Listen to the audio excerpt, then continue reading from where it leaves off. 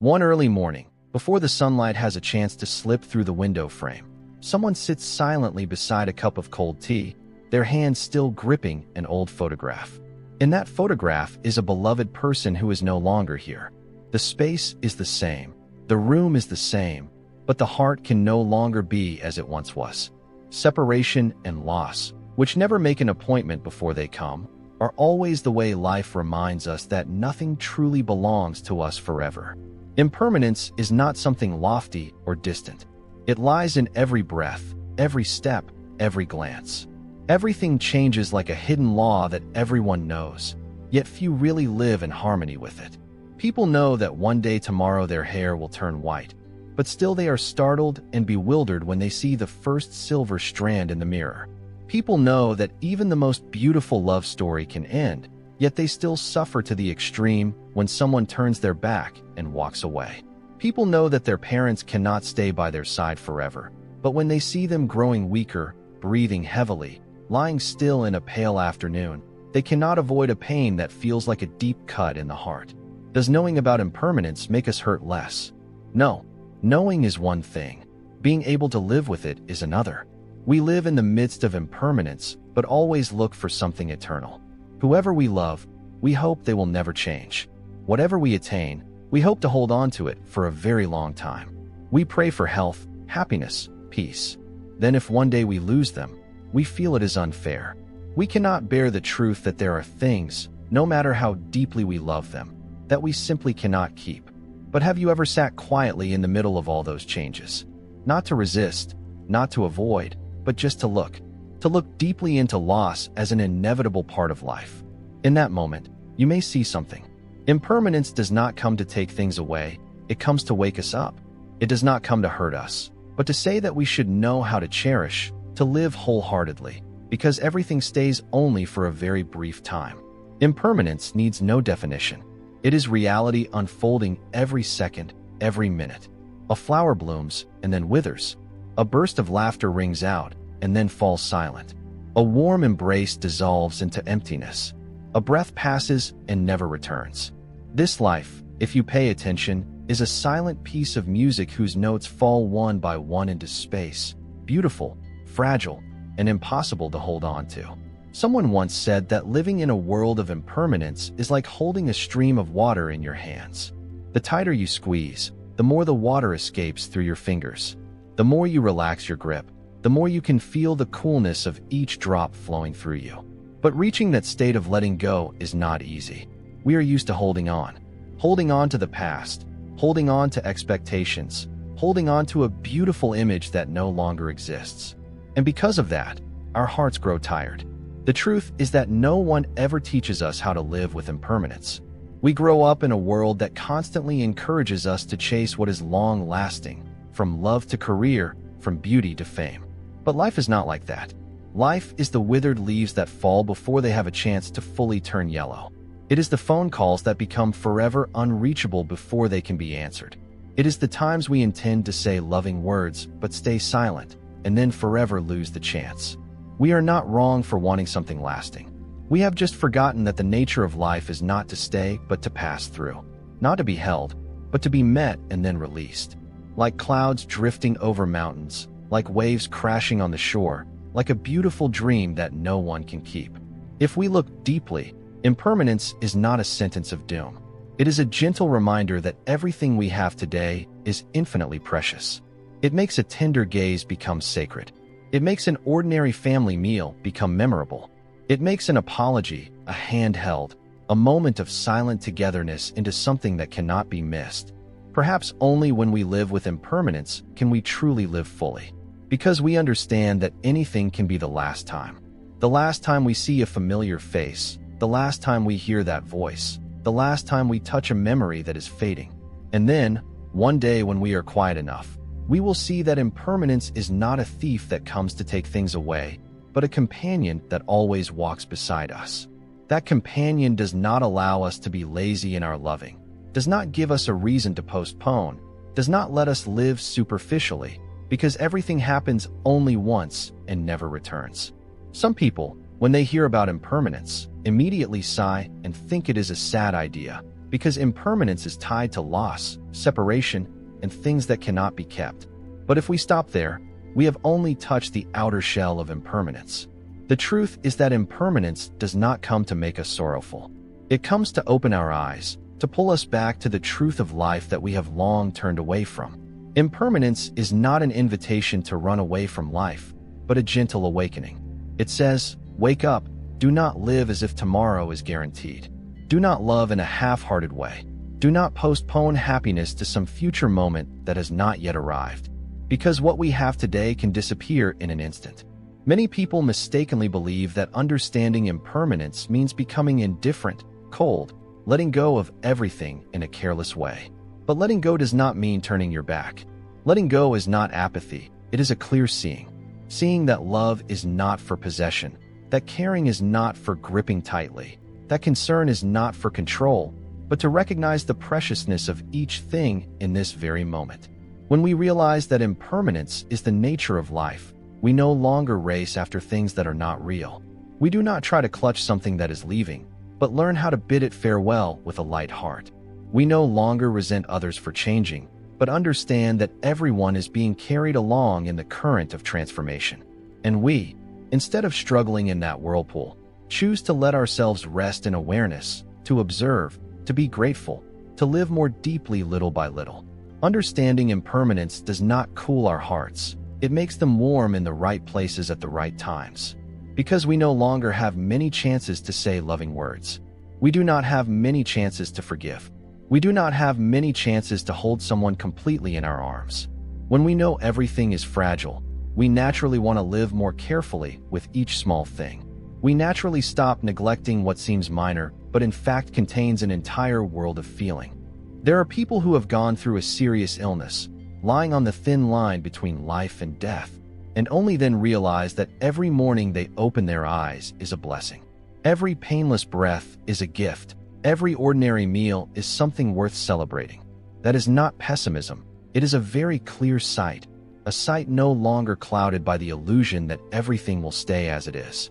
Impermanence, if understood correctly, does not make us weak. On the contrary, it makes our hearts strangely strong. Because when we are no longer afraid of losing, we live fully with what we have. When we no longer expect everything to be eternal, we no longer suffer because of change. Each day we can live as if it were the first day and also the last. Not in panic, not in pessimism, only in mindfulness. In the Samyukta Agama, there is a passage that records the Buddha's teaching that all conditioned phenomena are impermanent. If this is seen with wisdom, the mind will not cling. That is wisdom, not an escape. When the mind no longer clings, no longer is dragged away by delusion and attachment, we naturally become light. Light in every action, light in every thought, light even in the most painful moments. Impermanence is like the light of dawn. At first glance it may seem cold, but if we give our attention to it, we will see in it a gentle warmth, a light that is not dazzling, not blazing, yet enough to illuminate the path we are walking. If that path is guided by awareness, then even if it is rough and uneven, we can still walk it firmly. There are people who have gone through great upheavals in life. A single loss is enough to change the way they look at existence. They no longer demand too much, no longer compete too much, no longer blame anyone for too long. Because they understand that everyone will leave one day and that they themselves will not remain here forever to suffer once more because of things that are not real. When we understand impermanence, we stop blaming others for changing. Because we ourselves are changing every day, little by little. No one is the same as yesterday. Nothing remains exactly as before. Even our own moods do not stand still. In the morning we may be happy. By afternoon we may be sad. Meeting one person we smile. Meeting another we close up. Body, mind, and circumstances are all changing without pause. Therefore, to live mindfully in the midst of impermanence is a choice filled with compassion. Compassion for ourselves so we do not keep making ourselves suffer because of what has passed. Compassion for others so we do not force them to remain someone forever according to our wishes. Compassion for life so we can receive it with all the authenticity that is present. In the end, impermanence does not make life lose its meaning. On the contrary, precisely because of impermanence, life becomes more precious than ever.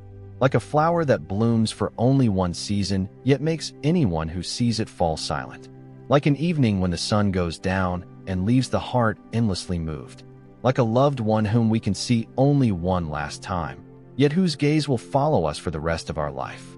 To understand impermanence is to begin a new life, a life no longer swept away by illusions but lived in mindfulness, no longer drowning in regret but awake in every moment. And then you will realize that in fact impermanence is not sad. Impermanence is only sad when we have not yet awakened. Throughout 45 years of teaching and liberating beings, the Buddha never departed from the truth of impermanence. He did not build his teaching on metaphysical notions, did not promise heaven or immortality, but gently pointed to the nature of life, that all phenomena arise and pass away. In the Samyukta Agama, the Buddha taught, "Monks, form is impermanent, feeling, perception, formations and consciousness are impermanent. What is impermanent is suffering. What is suffering is not self." The three great characteristics of all phenomena in the universe, impermanence, suffering, and non-self, are the foundation of Buddhist wisdom. Among them, impermanence is always the first gateway for practitioners to enter into wakefulness. Why is impermanence first? Because only when we clearly see the changing nature of things do we begin to ask, if everything changes, what is truly there for us to cling to? If what we think is happiness today can turn into suffering tomorrow, then how should we live so as not to be misled? Impermanence is not a dry philosophical concept. It is the foundation, the starting point, the place that makes people stop in the midst of their intoxicated chase after sensual pleasure, fame, and affection and turn back to themselves. It is not by chance that in all levels of meditative absorption, from the first to the fourth, the Buddha taught contemplation of impermanence. It is not by chance that in each mindful step, every time a practitioner walks, they can silently recite impermanence like a sacred rhythm of breathing. Because when impermanence is clearly seen, the heart can release its grasping, and when grasping is released, one can see the nature of non-self, spacious and still, of all phenomena. Impermanence is the root of wisdom, the lamp that shines into the fog of ignorance, the narrow path that anyone who seeks liberation must walk. That path may at times be quiet, at times painful, but it always leads back to true peace. We may not yet understand all the teachings of the Buddha. We may still be confused before many profound terms, but as long as a single thought of contemplating impermanence arises in mindfulness, the Dharma is already alive in our heart. There are moments in the middle of a day that seems ordinary when suddenly we feel our heart tremble very gently, not because of anything dramatic. It may be just a sudden breeze carrying a familiar fragrance from the past, or a voice sounding somewhere that stirs the heart as if once heard long ago. In those moments, without anyone reminding us, we know clearly that we are living in a stream where nothing stands still. Life is exactly like that, always passing and never returning. But in that stream, if we simply let ourselves drift, then understanding of impermanence will forever remain out of reach. We must understand so we do not go astray, contemplate so we are not swept away, and live mindfully so we do not lose the things that seem very small but are in fact everything. So how can we truly understand impermanence? Not only through passing feelings, but through deep insight. Not only by sensing it in loss, but by seeing it in every instant of existence. Therefore, if we want to go farther, we need to slow our steps, gently shining the light of awareness into the true nature of impermanence in the way the Buddha taught.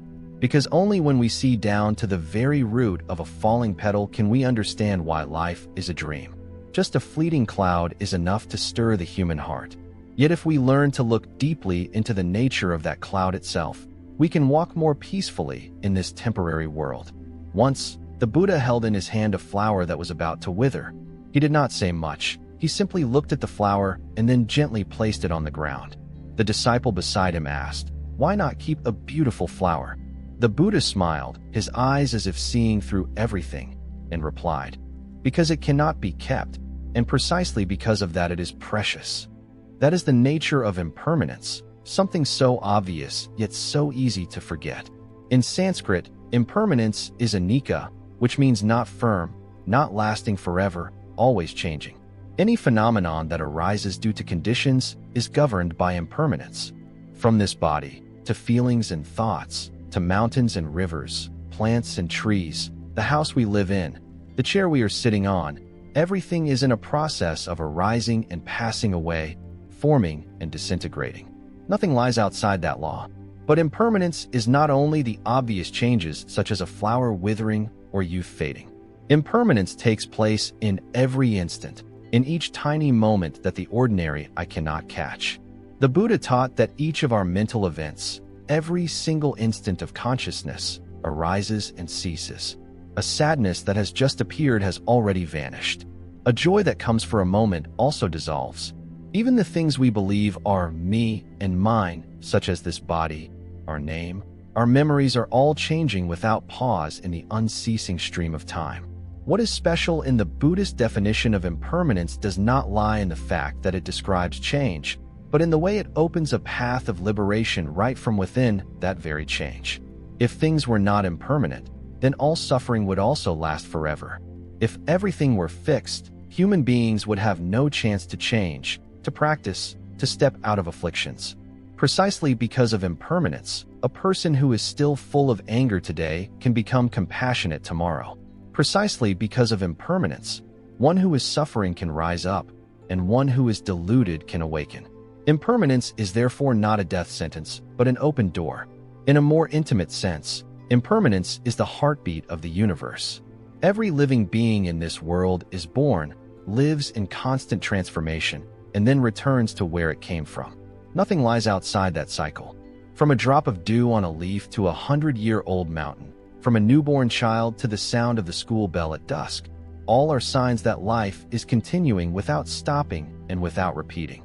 So when we speak of impermanence, it is not to become sorrowful, but to see clearly that we are living in a dynamic world where everything can be reconsidered and transformed.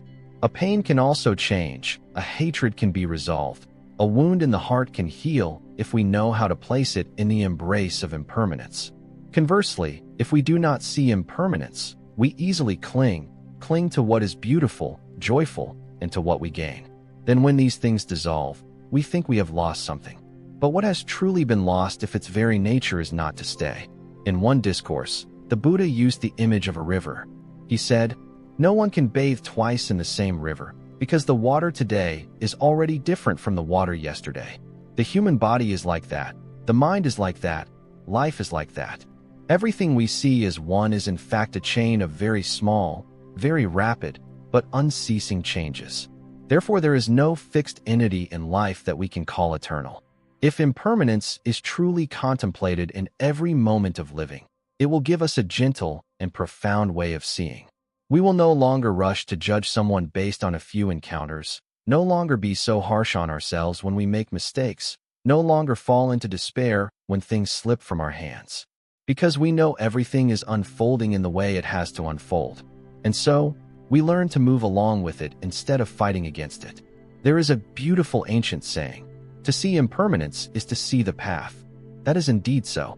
Once we see that everything is only waves crashing upon the shore, we will no longer be frightened when the storm comes. We will simply sit quietly and watch the waves arrive and depart, with a peaceful heart in the midst of an ever-changing ocean. If we look closely at a falling petal, we can see two dimensions of time appearing together. One is the moment the flower leaves the branch and drops down. The other is the internal process that has been happening silently before that. The petal is no longer full of vitality. Its color has faded. The stem has weakened. Each cell has been slowly decaying. The falling is only the final image, the most visible expression of a long process that began long ago. In Buddhism, these are two ways of looking at impermanence: arising and ceasing, and gradual disintegration. Impermanence is not simply something that has changed. The Buddha taught very clearly that impermanence can be seen in every instant, meaning that arising and passing away are happening continuously without interruption. This is impermanence in the sense of arising and ceasing. A thought arises, persists, and fades away. A sound echoes, grows faint, and falls silent. Even things that seem motionless, like a rock, a wall, or a high mountain, are transforming from within their very nature. Each atom that makes them up is vibrating, shifting, coming together and breaking apart without cease. Impermanence in the sense of arising and ceasing is seeing the truth that nothing exists forever in a single unchanged state. Every moment is a new configuration. This is not only true in modern physics, it is also a foundation in the contemplative practice of meditation. When a practitioner sits still and observes each feeling and every tiny movement of body and mind, they begin to see the process of arising and passing away happening unceasingly in every sensation, every breath, every mental event. Alongside that, Buddhism also speaks of another kind of impermanence, gradual decay. This is the slow disintegration of phenomena over time. A body does not suddenly grow old in an instant, but each cell within it is gradually weakening and deteriorating. A painting may still look beautiful, but its paint layers have already begun to crack. A building may still seem solid, but its foundation is subsiding. All conditioned phenomena, that is, phenomena that arise due to causes and conditions, are silently moving toward disintegration. Unlike arising and ceasing, which is very quick and obvious, gradual decay unfolds slowly and quietly. It is like a hidden rhythm under the surface of life, not easy to perceive but always present. A tree begins to age from the moment it is still green. A person begins to die from the moment they are born. Each of us, whether we recognize it or not, is changing hour by hour, minute by minute. This is a reality that does not require intellectual reasoning, only a deep enough stillness to be seen with wisdom. In one Dharma talk, someone asked the Buddha if there was a way to escape the suffering of life. He did not answer directly. He only smiled and asked in return, "If you knew that everything you are holding on to will be lost, would you still want to cling so tightly?" That question was like a breeze passing through a grove of bamboo, leaving no trace, yet stirring the entire forest of the mind.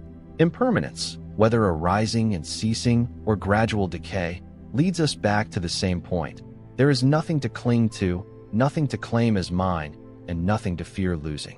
Because nothing is truly existent and enduring. Each phenomenon only appears through causes and conditions and dissolves when those causes and conditions no longer remain. This is an objective law of operation, controlled by no one and impossible to interfere with. When we have not clearly seen this, we often live in anxiety, afraid that what is good will be lost, afraid that what is bad will come. But when we see that both good and bad are like waves that arrive and depart, the mind begins to release. There is no more grasping and no more fear, only presence, observation, and living truthfully with what is here.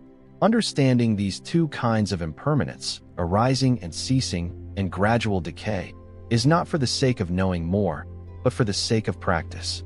So that whenever we meet something contrary to our wishes, we can remind ourselves, this too will pass. And whenever we are caught in endless joy, we also remember, this too will change. That is not coldness, it is the heart of one who understands the path. And when that heart touches the truth of impermanence, it naturally becomes light like a bird flying across the sky, leaving no trace, yet leaving in the human heart a quiet stillness that is hard to forget. One afternoon, as the last rays of sunlight slipped softly through the trees in front of the temple yard, a young monk sat silently, watching a frangipani flower that had just fallen. No one said anything, but in the eyes of the teacher beside him, there was a very deep understanding. No long lecture and no extensive explanation were needed. A single petal leaving the branch was enough to reveal the entire truth of impermanence. That petal is a conditioned phenomenon. It was formed by many conditions: soil, water, sunlight, nutrients, climate. When the conditions were sufficient, it bloomed. When conditions were exhausted, it fell. Not because someone wanted it or did not want it, but because that is the natural law of all phenomena. In Buddhist teachings, anything that is formed by combined elements is called a conditioned phenomenon. From the human body to feelings, thoughts, speech, actions, living circumstances, the natural world around us. All are conditioned phenomena. They arise because of conditions, remain because of conditions, and dissolve because those conditions no longer exist. Nothing among them is independent, and nothing is truly fixed. Even this body, what we usually call me, is only a composite called the five aggregates: form, feeling, perception, mental formations, and consciousness. Form is the physical body, feeling is sensation, perception is recognition, mental formations are thoughts, volitions, reactions. Consciousness is discriminating awareness. These five groups are constantly changing, transforming, not remaining the same for even a single moment. Our body is not the same as it was yesterday. Our emotions are not the same as they were this morning. Our mind is also changing with everything it encounters. Even the I we believe to be the unchanging center of all experience is only a temporary gathering of conditioned phenomena. The Buddha repeatedly affirmed that all formations are impermanent. Formations here means actions, the very process by which conditioned phenomena operate. From material things to mental states, from ideas to physical forms, nothing lies outside that law. A statue, no matter how beautiful, will eventually wear away. A lucid mental state, if not maintained, will also fade. Even the things we cherish the most and try hardest to preserve, our relationships, our reputation, our memories, are all conditioned phenomena, which means they too must change and disintegrate over time. There is a story in the Samyutta Nikaya that tells of a time when a deva came to ask the Buddha what the most difficult truth to accept in life is. The Buddha replied, "All formations are impermanent." The deva asked further, "But if it is known like that, why do people still suffer?" The Buddha was silent for a moment, then said, "Because they do not live according to that truth. Indeed, we do not suffer because of impermanence, but because we refuse to accept it. Because we still nourish the idea that there is something that will stay, will follow our wishes, will be as solid as the trust we place in it." Just by looking at an ordinary day in our life, we can see countless expressions of impermanence in conditioned phenomena. Breakfast is served piping hot, but soon turns cold. A tender feeling of love has just arisen in the heart, and before it can be expressed, it has already dissolved because of an ill-timed remark. Plans, projects, hopes keep changing shape, sometimes within a single breath. Such are conditioned phenomena. They appear and disappear, arise and cease. Nothing can be held forever in the palm of our hand. However, this does not lead to pessimism. On the contrary, when we clearly see that all conditioned phenomena are impermanent, our heart begins to feel lighter. We no longer suffer because things change, but learn to smile and walk along with them. We know that someone who is angry with us today may be gentle tomorrow. A failure today may open another door tomorrow. Nothing lasts forever in its old form. And that, if rightly understood, is hope, the deepest kind of consolation. A Buddhist practitioner is not someone who tries to detach themselves from the world, but someone who lives in the world without being swept away by it.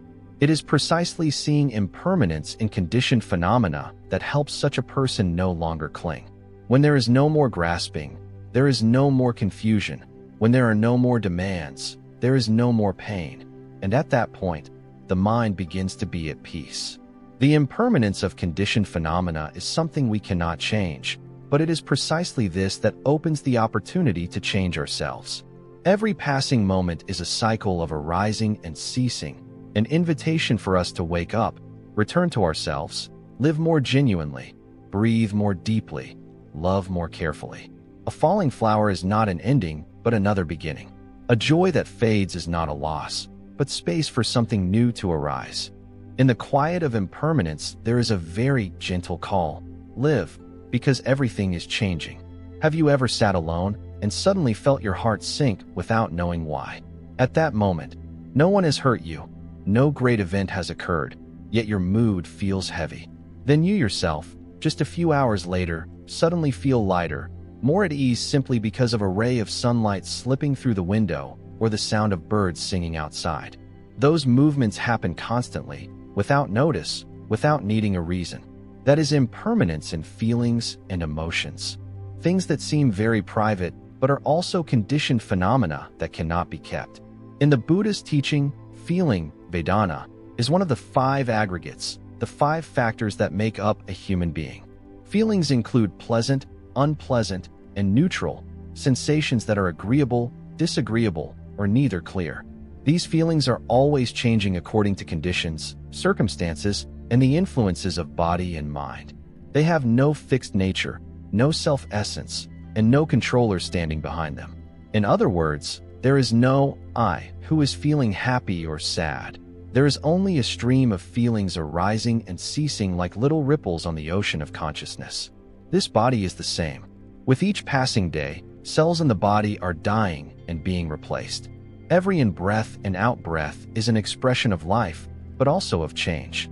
Yesterday's breath is gone.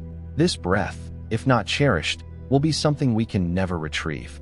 People often think impermanence is something that happens in old age, when illness or death knocks at the door. But in reality, our body has been aging every moment. Every small wrinkle that appears is not only a sign of age, but also the gentle voice of impermanence. Emotions are perhaps what make people suffer the most when they do not recognize their fragile nature. A surge of anger can cause us to lose a beautiful relationship.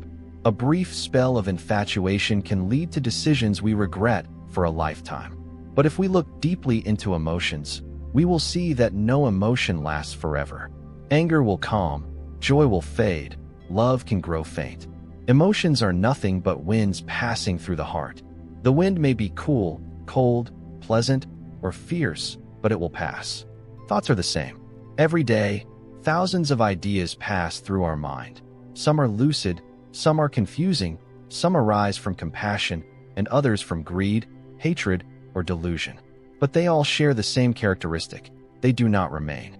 A thought that seems so real and clear now may, just a few hours later, have already faded or been replaced by a new stream of thought. It is because we do not see impermanence in our thoughts that we are led by them, that we mistake our thinking for me, for what is right, for something that must be clung to. But if we wake up, we will see that thoughts are like clouds drifting across the sky. The sky is not the clouds. The mind is not the thoughts. Clouds come and go. The sky remains clear and vast. When a practitioner practices insight meditation, the first thing they begin to recognize is not something lofty, but precisely the impermanence of feelings, the body, emotions, and thoughts. At first there is surprise. How can everything in me change so quickly? Then comes acceptance, so there is nothing to hold on to. And finally, there is gentle letting go. If nothing can be kept, then let us learn to live fully in the present moment, in each instant, each breath, each step. The Buddha did not teach us to destroy emotions, suppress feelings, or eliminate thoughts. He only invited us to look deeply into their true nature in order to see, to understand, and not to suffer because of things that are always changing. When the mind is no longer deceived by emotions, no longer clinging to the body, no longer identifying with fleeting thoughts, then we have truly taken our first step on the path of awakening. And then one day, when someone asks you how you are feeling, you may smile and say, "Feelings are passing through. Thoughts are drifting lightly. Only silence is staying with me right now." That is exactly the expression of a person who is living with impermanence, not being swept away, not trying to hold on, simply walking gently along with the wondrous flow of life. There is one thing that is often forgotten. We usually only see impermanence in what the eyes can see, the hands can touch, the ears can hear. A wilted flower, a burst of laughter suddenly gone quiet, an old house slowly decaying over the years. All of these make us exclaim that life is impermanent. Yet the deeper and more subtle aspect does not lie there. Impermanence does not only show itself in outer forms, it is seeping into the deepest layers of consciousness, into every moment of thought that we experience every day without realizing it. In Buddhism, impermanence does not stop with material phenomena, but pervades even what has no form, from consciousness and thoughts to karma and the stream of name and form that continues on. These things do not appear in visible shapes, but they strongly affect how we live, how we feel, and how we behave in every moment. It is precisely because they are invisible that people easily mistake them for something stable, solid, and trustworthy. But the deeper we go into contemplation, the more we see that nothing in them is fixed, not even for a single instant. Consciousness, which seems to be the center of the self, the place from which we say, "I am thinking, I am feeling, I am knowing," is in fact only a continuous flow of mental events arising and ceasing. Consciousness in this moment is not the same as consciousness in the next. In the previous instant, you were thinking of one person. In this instant, you are thinking of something else. That stream of mind does not stand still and has no resting point. That is why the Buddha called it the aggregate of consciousness, one aggregate among the five. It is just as impermanent as karma. What conditions this life from the present into future lives is also a deep expression of impermanence. Karma is created by actions, speech, and thoughts, and all three of these are unstable, unrepeatable, and not fixed. A wholesome thought today can be replaced by an unwholesome thought tomorrow. A person who has lived kindly can change when swept up by circumstances, and someone who has made mistakes can awaken and turn back. It is precisely because karma is impermanent that the path of practice, transformation, and enlightenment is possible. If karma were fixed, no one could escape suffering. Name and form, that is, the mental and physical aspects in a person, are also described by the Buddha as impermanent in every step of their transformation. Form is the body, which has already been mentioned in earlier parts.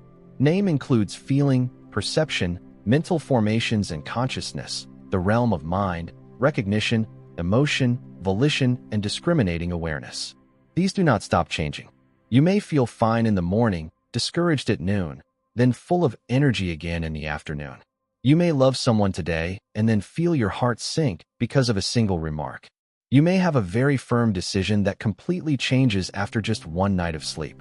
Name and form are exactly this living process, but also exactly a stream of change. There is nothing that can truly be called me in it. Impermanence in this sense is no longer an abstract concept used only to describe death or separation.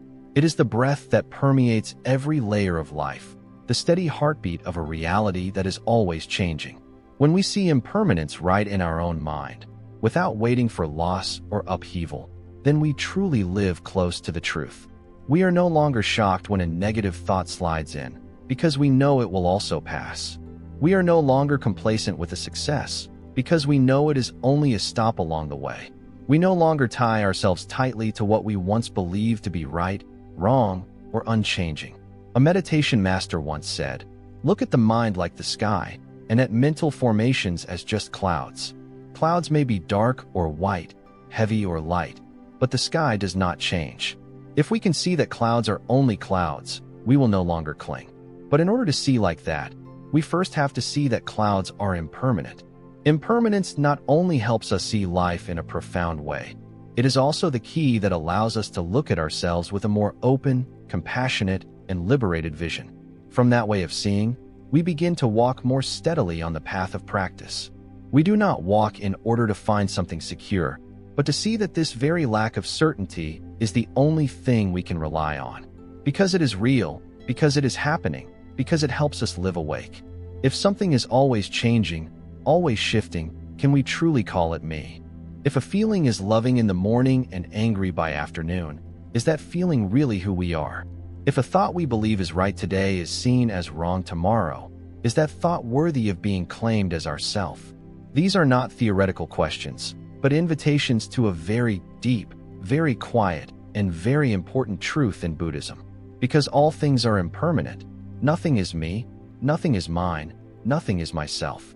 In the discourse on the characteristic of non-self, the Buddha teaches very clearly that what is impermanent is suffering, and what is suffering is not self. This is a very logical line of reasoning, but it also has great power to awaken. We can only claim something to be me if it is stable, unchanging, if it has the power to master, control, and direct. But if it is impermanent, which means different today and different tomorrow, it cannot be something eternal. And if it is not eternal, it cannot be self. Let us look at something close to us, emotion. In a single day, we can experience dozens of states: joy, sadness, worry, relief, hope, disappointment, anger, peace. Yet all these emotions come and go, none of them remains forever. If a feeling could stay, we would be able to keep calm every day or preserve our happiness permanently. But no, feelings arise due to conditions, change due to conditions, and vanish due to conditions. So what in them is me? Going a bit further, let us look at the body. This body is where we attach many labels of self. I am tall, I am short, I am beautiful, I am ugly, I am sick, I am healthy. Yet this body is changing each day, each cell, each breath, each structure transforming without pause. The body in childhood is different from the body in old age. So which body is me? If there is no fixed body, what is the base from which we can assert that I am this body? What about the mind? We often think this thought is mine, this decision is my choice. Yet thoughts also change continuously. Something we believe is right today may become a source of regret tomorrow. A choice that feels completely certain today may only be the product of a chain of hidden influences from family, society, and the past. If the mind is not fixed, how can there be a true self standing behind it to control? The deepest insight here is the relationship between impermanence and non-self. If we do not clearly see impermanence, we will forever mistake things as truly existing, as lasting, as worth holding.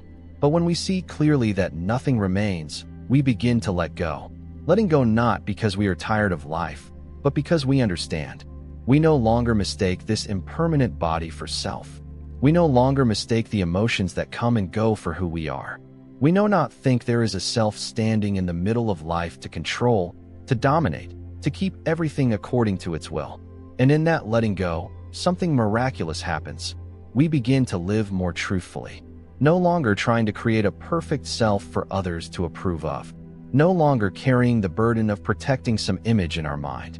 No longer suffering so deeply when a part of me disappears, when a relationship breaks, a dream fails, or a scar of time appears.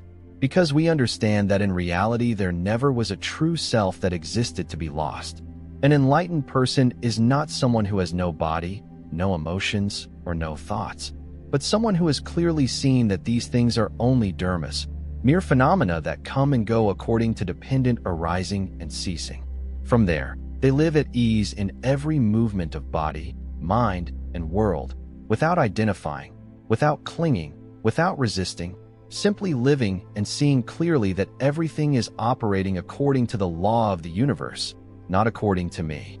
Once this is seen, the mind begins to expand, to lighten, to open like a sky without borders. We no longer live cramped inside a tiny self, always afraid of losing, always struggling to keep this or that, but live like the wind, like clouds, like light. Wherever we go, we shine there, without needing to carry anything, without needing to become anyone. And in that state of non-self, something paradoxical happens. We love more deeply. Because there is no small self left to defend, we can open our heart more easily. Because the boundary between myself and others is no longer so rigid, we can feel the suffering of others as our own. Non-self does not erase personality. It opens the frontier of compassion. All of it begins from a very simple yet wondrous insight. Everything is impermanent, and because it is impermanent, it cannot be me. On certain late afternoons, we sit quietly by the window, watching the sunlight slant through the gaps in the leaves, and suddenly feel our heart drifting along with something very fragile. Not because of any specific story, but because of a very real sense that everything around us and within us is shifting, like wind gliding over the surface of a lake, leaving no trace, like the sound of a temple bell ringing out and then dissolving into emptiness. When we understand that impermanence is no longer an idea, but the stream of life soaking into each breath, that is also when what we call I gradually becomes faint, not because of loss, but because of the realization that we have never truly possessed anything. Yet understanding impermanence as a concept, within the flow of thought, is still one thing. Seeing impermanence right in this body and mind, in each sensation, each contact, each present thought, is something else. Because it is precisely in this body and mind that impermanence appears most clearly. There is no need to look anywhere far away, and no need to explain very much. We only need to pause and look deeply into each part of ourselves, what is called the 5 aggregates. We will see impermanence gently yet decisively at work, like the sun rising and setting each day, like the heart beating and then falling still when life ends. Sometimes just seeing a single breath pass and never return is enough for the heart to grow quiet and begin to ask itself a question. So in all of this, what truly is me? In the middle of a nameless day, when your heart sinks for no obvious reason, try sitting still and asking, what in me is changing? Is it the sensation of aching in my chest? Is it the mind thinking about something old? Is it the body that is weary after a long day? Is it the will that no longer feels as strong as it did this morning? Or is it awareness silently observing all of that without being able to hold on to anything at all? If we look deeply, we will see that everything that makes up what we usually call me, from appearance, emotions, and thoughts to awareness itself, is flowing in an unbroken stream. That is precisely the 5 aggregates, and that is also impermanence. The 5 aggregates are the 5 factors that combine to form the body and mind of a human being: form, feeling, perception, mental formations, and consciousness.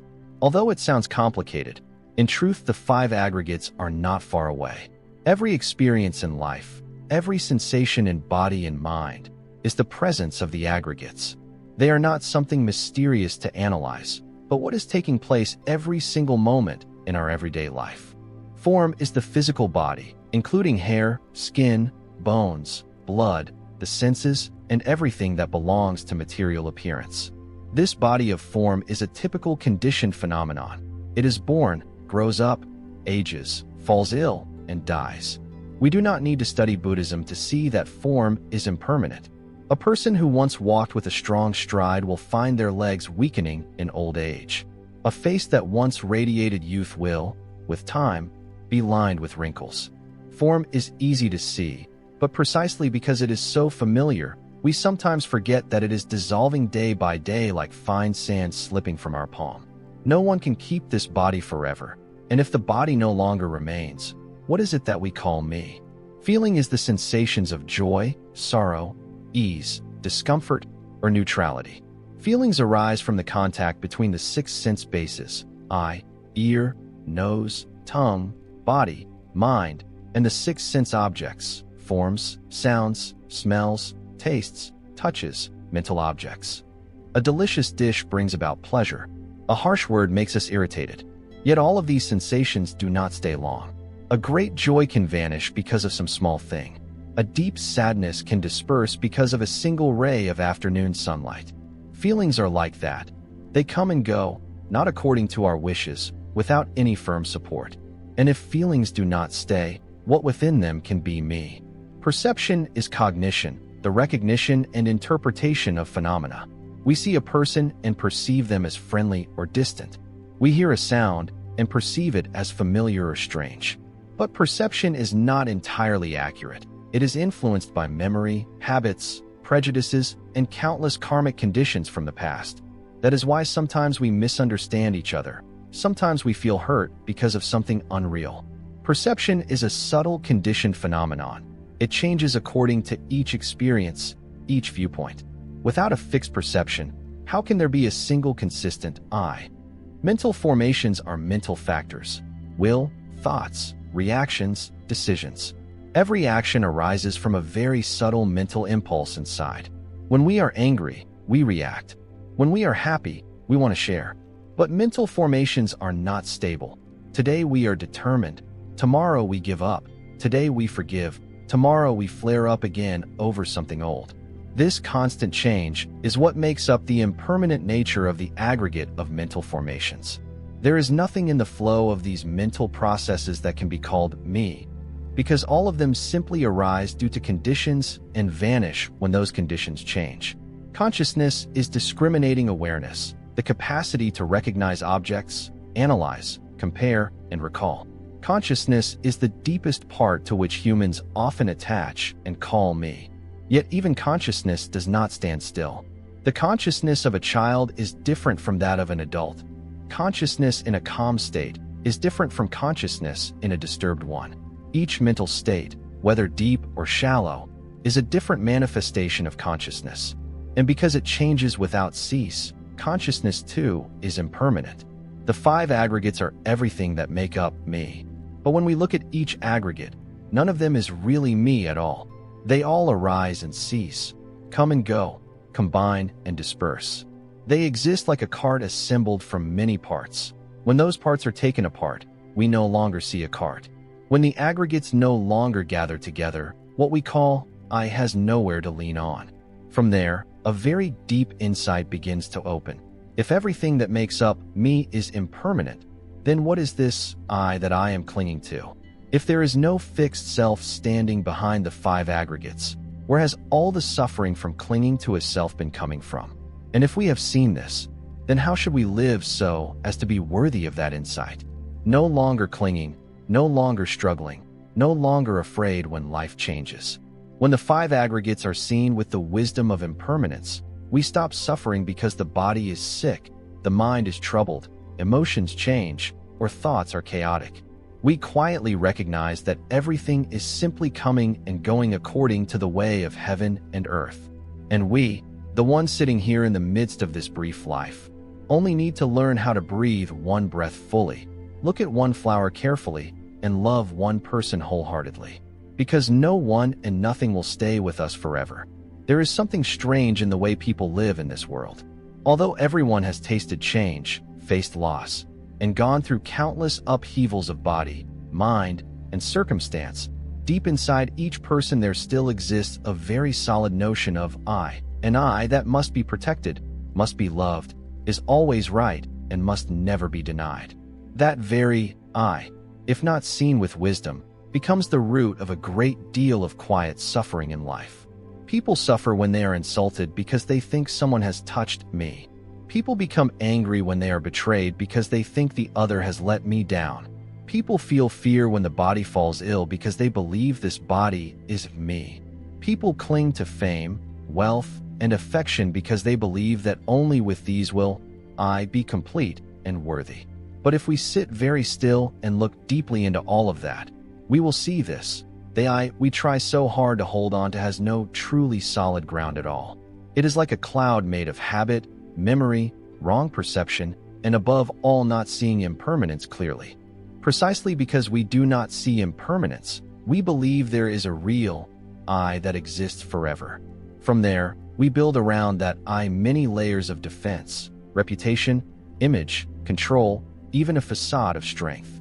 But all these efforts are exhausting, because life never operates according to the mold we impose on it. People change, hearts change, this body also weakens, achievements pass. What was a source of pride yesterday may become a burden today, and the I constructed from these flimsy pieces once again cracks apart. Therefore, if we do not clearly see impermanence, we will forever chase the shadow of a self that does not exist. The more we chase, the more lost we become.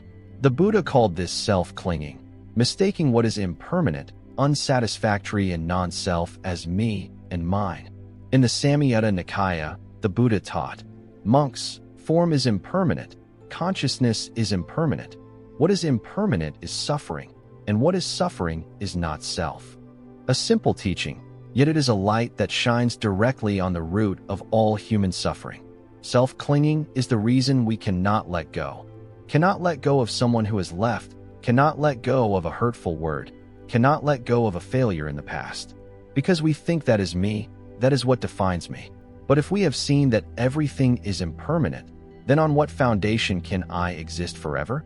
If emotions change, if thoughts fluctuate, if the body does not endure, then what is this I clinging to in order to assert who it truly is?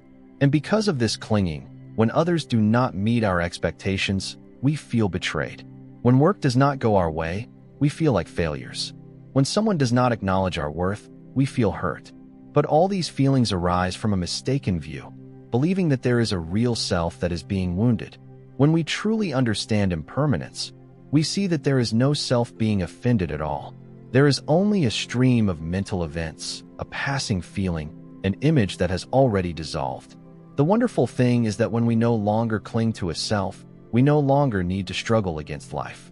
We no longer need to prove ourselves right, no longer need to control everything, no longer need to preserve a perfect image. Because we know that everything is like flowing water, it cannot be held, and there is no need to hold it. And in that letting go there is not surrender, but peace. No one can hurt us, because we no longer put forth that self to be hurt. No one can shake us, because we no longer have a self to lean on. Then one day, when we hear harsh words, we no longer feel pain. When we lose something once very precious, we no longer collapse. When we see this body aging day by day, we no longer feel afraid, because we have seen that everything is only impermanent. And if it is impermanent, it cannot be me. Only when we pause deeply enough do we see that the greatest suffering does not lie in loss itself, but in our mistaken belief that we are losing ourselves. The truth is that what we call self has never existed in the way we imagined. There are days when we suddenly sit and look back at our life and realize that everything that once meant everything to us is now only scattered fragments of distant memory. It may be a love that once consumed us, a friend who once felt like family, a job that was once our pride. Now, all of it has quietly left our life in one way or another. Without a proper goodbye, without any clear sign, they came and went like clouds drifting across the sky, leaving no trace. A man once shared that he had devoted 10 years of his youth to building a love. They had gone through so many days of sun and rain and had promised to build a home together. But then, due to a small incident, she left, leaving him alone with relentless torment. He could not accept that truth for many years. Every morning when he woke up, he still thought of her. Every time he heard an old song, he felt his heart shatter. Only when he happened to hear the two words, impermanence, in a Dharma talk did he fall silent. He realized that what made him suffer was not that she had left, but that he believed she would stay forever. He believed that if love was sincere, it must be eternal. But what in this life does not change, even the deepest of things? Or like a middle-aged woman who had lived wholeheartedly for her family. All her youth she gave to her husband and children, sacrificing everything for a home she believed was forever. But then the husband she had trusted went off with someone else. The children gradually grew up and left, each going their own way. She fell into crisis, lost her sense of direction. She blamed life, blamed others, and blamed herself. Only much later, when she visited a temple on a pilgrimage, did she hear the teacher speak about the 5 aggregates and impermanence. She was stunned into silence. From then on, she no longer blamed anyone. She began learning to live with reality, without clinging, without complaining. She realized that what she had tried so hard to hold on to had never truly belonged to her. And perhaps it is precisely because it cannot be kept that it is so beautiful. All of us have had something we can never forget, a person, a moment, a feeling, and we keep thinking that because it is important it must stay. But then one day, when we are no longer who we were years ago, when we stand at new crossroads, we will understand that everything was only a segment of a long journey. No one can hold on to the flow of life. We can only go along with it in wakefulness and gentle letting go. Even the things that seem small contain lessons on impermanence. A friend who used to text every morning suddenly grows quiet. A familiar coffee shop closes down. An old tree that once shaded the whole corner of the street is cut down for a new project. Our heart sinks not because of some great loss, but because we had become so used to their presence that we never imagined they would one day be gone. There was an old grandmother who lived in a small alley, sitting at her doorway every day, her smile gentle, her fingers moving along a string of beads. Everyone in the neighborhood cherished her for her modesty and softness.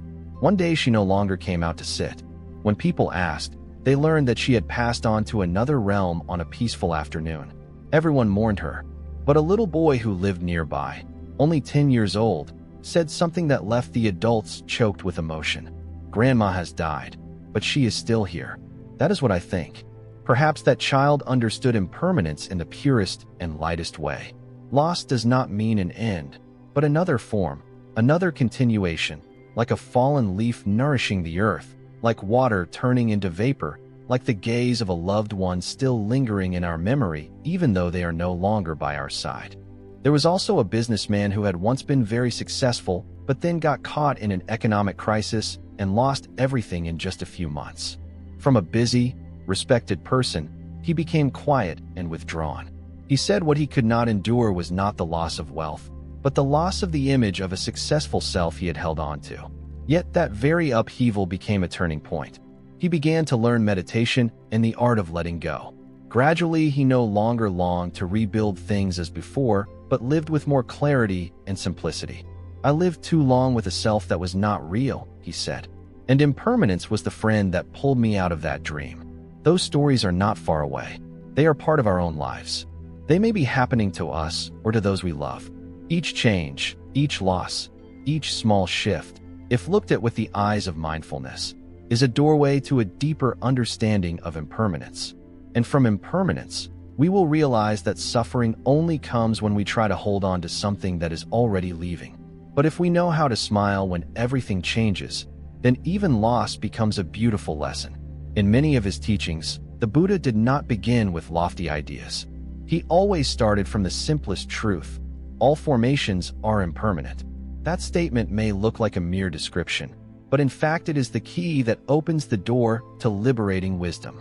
For when a person truly sees impermanence, there is nothing left to cling to. And when there is nothing to cling to, suffering can no longer remain. From there, the path to peace begins to open, not through illusions or blind belief, but through clear seeing in every moment of life.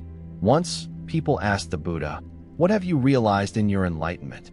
He did not speak of miracles or heavenly realms. He gently replied, "I have seen clearly suffering, the cause of suffering, the cessation of suffering, and the path leading to that cessation." Within these four truths, called the Four Noble Truths, impermanence is the silent root, the foundational ingredient. Suffering cannot arise if we do not cling to something, and we cannot cling if we see clearly that what we cling to is dissolving. Liberating wisdom is not something distant or mysterious. It begins from a very real, very simple way of looking, seeing the true nature of life. To look at a feeling without being carried away by it. To look at a desire without being stuck in it. To look at a changing body without fear. None of this is possible without the insight of impermanence as a foundation. But when we see clearly that all conditioned phenomena arise and cease, and that nothing stays forever, then our heart begins to relax, light like a cloud, open like space. There is a small story in the canon that tells of a monk who was practicing walking meditation in the forest and suddenly saw a little bird trying to carry a seed back to its nest. The wind began to rise, and the branches shook violently. The bird kept struggling to carry the seed, unaware that in just a moment its nest would be blown away. The monk stood still for a very long time. Later, he recounted that this image helped him awaken. He saw that he was just like that little bird, still trying to hold on to something that was about to be lost, still thinking he could keep what cannot be kept. And in that very moment, he let go. From deep within, he saw something very clearly. There was nothing left to hold on to. That was insight, a way of seeing that does not come from books or from reasoning, but from living, from observing, from contemplating directly in one's own body and mind. Whenever our mind gives rise to a strong emotion, a burst of anger or delusion, if we can stop and look at it with the eyes of impermanence, that emotion begins to lose its energy. It no longer has the power to drag us along. And when an emotion can no longer control us, we are just beginning to truly take charge of our life. A wise person is not someone who knows many things, but someone who knows one thing very clearly: everything is passing. For that reason, they live without attachment. They do not see suffering as destiny, nor do they see happiness as something that can be held forever. They simply live deeply in the present moment, each minute as if it were the first and also the last. That way of living is the only firm foundation for inner freedom. Without impermanence, there would be no liberation. If someone were born into suffering and life were unchanging, they would suffer forever. But because everything changes, we can practice, we can transform, we can let go, we can step out of the endless circle of suffering. Because of impermanence, a moment of delusion can turn into a moment of clarity. A person living in anger can transform it into compassion. A mind full of attachment can become light like a passing breeze. All of this is possible only because impermanence is the truth. The Buddha did not promise anything other than the truth. And the first truth, the most basic yet also the deepest, is impermanence. To see impermanence in every step, every breath, every rhythm of joy and sorrow is to be walking on the path of wisdom. We do not need to wait until old age to contemplate it, nor wait for loss to reflect on it. Right now, as you sit here, simply by looking at the changing nature of your own breath, going in and coming out, you are already touching a part of that truth. And if we continue contemplating day after day, month after month, year after year, then at some point, in the quiet of our own being, we will hear a very soft breath, like a breeze brushing through consciousness, like a dewdrop dissolving in sunlight. That breath is no longer preoccupied with gain and loss, no longer trembling because of birth and death, no longer pulled back and forth by past or future, but simply a very real, very deep, very light breath.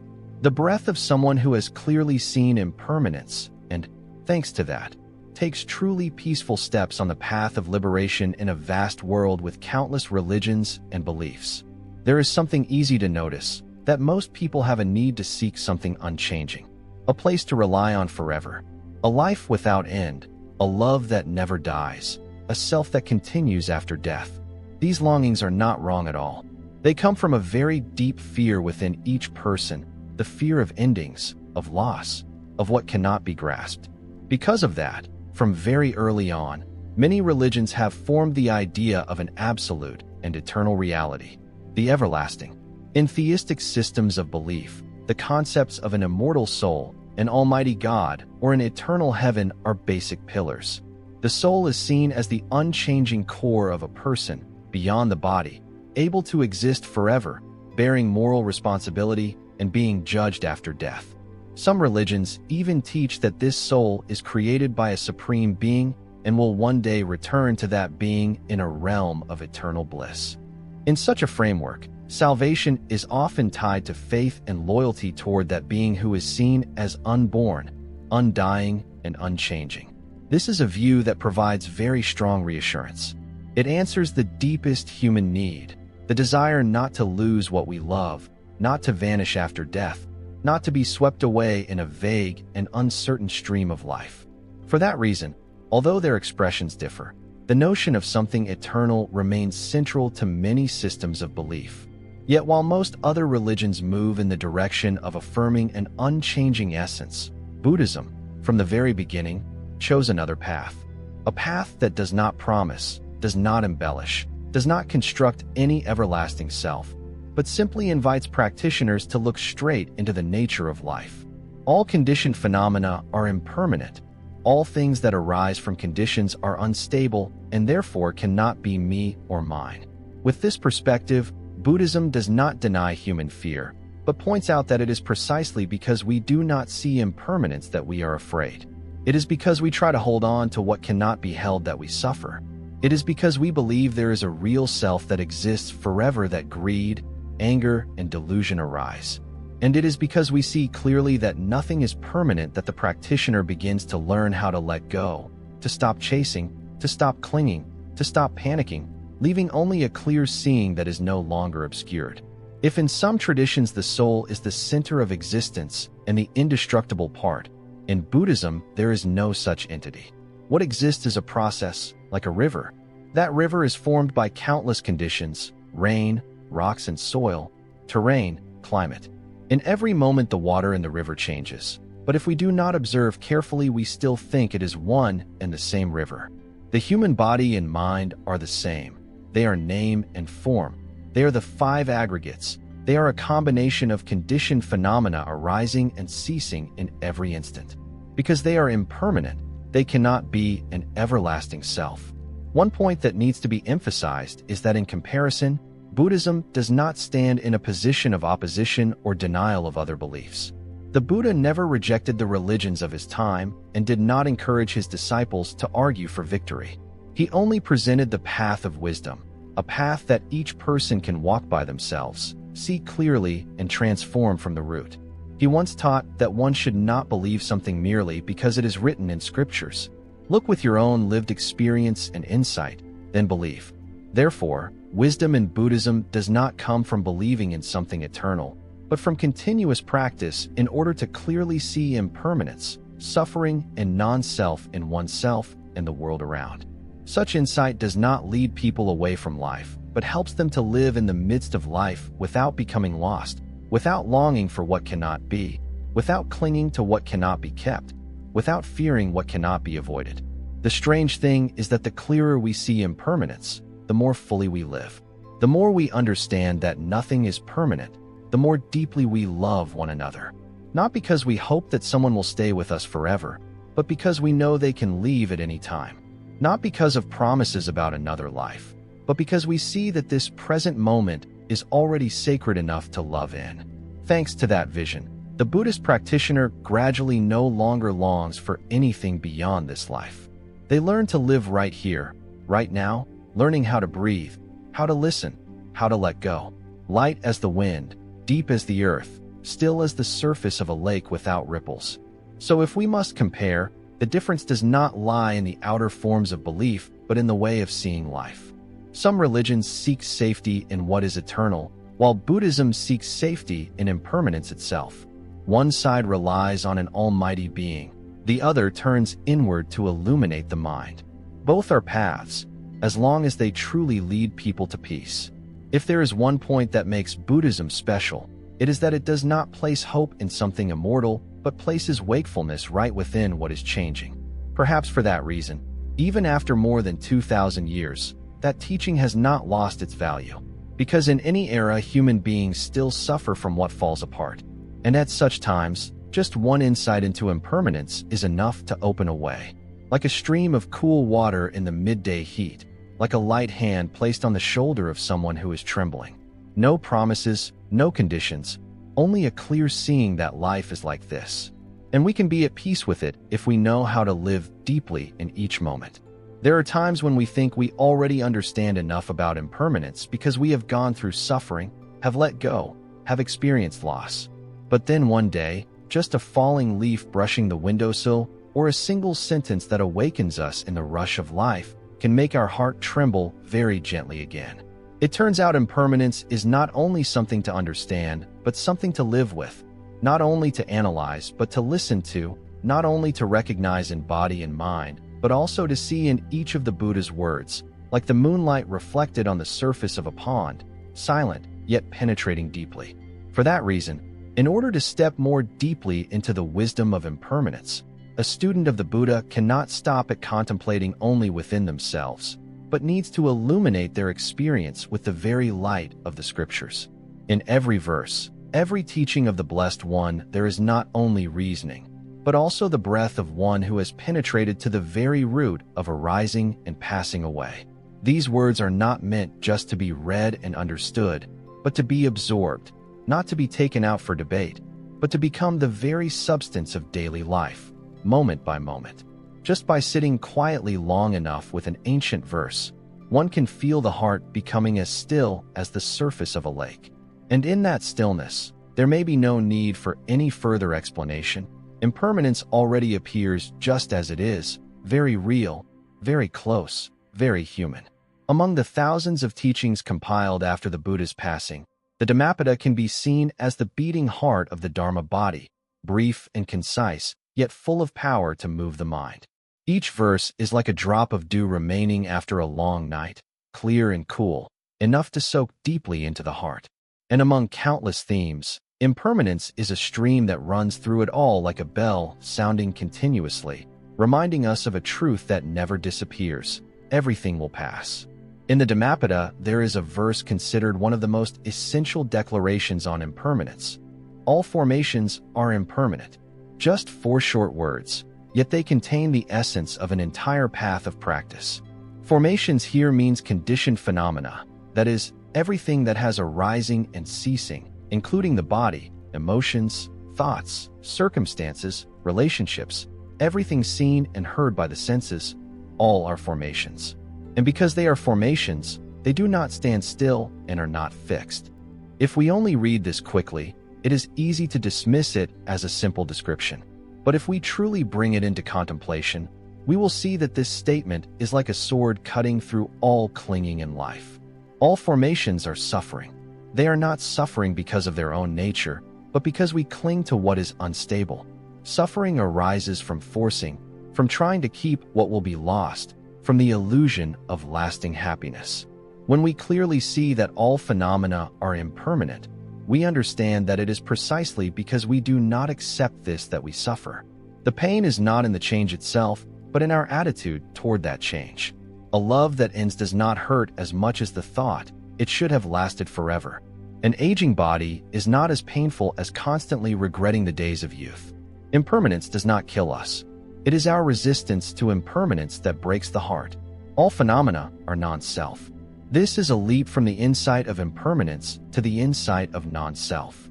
Once we see that everything changes, there can be no enduring self within it. If feelings are impermanent, then who is the one that feels? If thoughts are impermanent, then what is it that is thinking? Looking deeply, we see there is no one. There is only a flow moving according to dependent arising, with no center, no subject, no owner. From that seeing, liberation begins to open. To live one day in mindfulness, understanding impermanence and seeing phenomena arise and pass away, is more precious than 100 years lived without seeing these things. Here, the Buddha does not measure the value of life by length, but by the depth of wisdom. A person may live 100 years without seeing impermanence and still drift in the cycle of birth and death. But just a single moment of truly seeing impermanence, and the mind begins to change. One look can turn an entire life around. Why?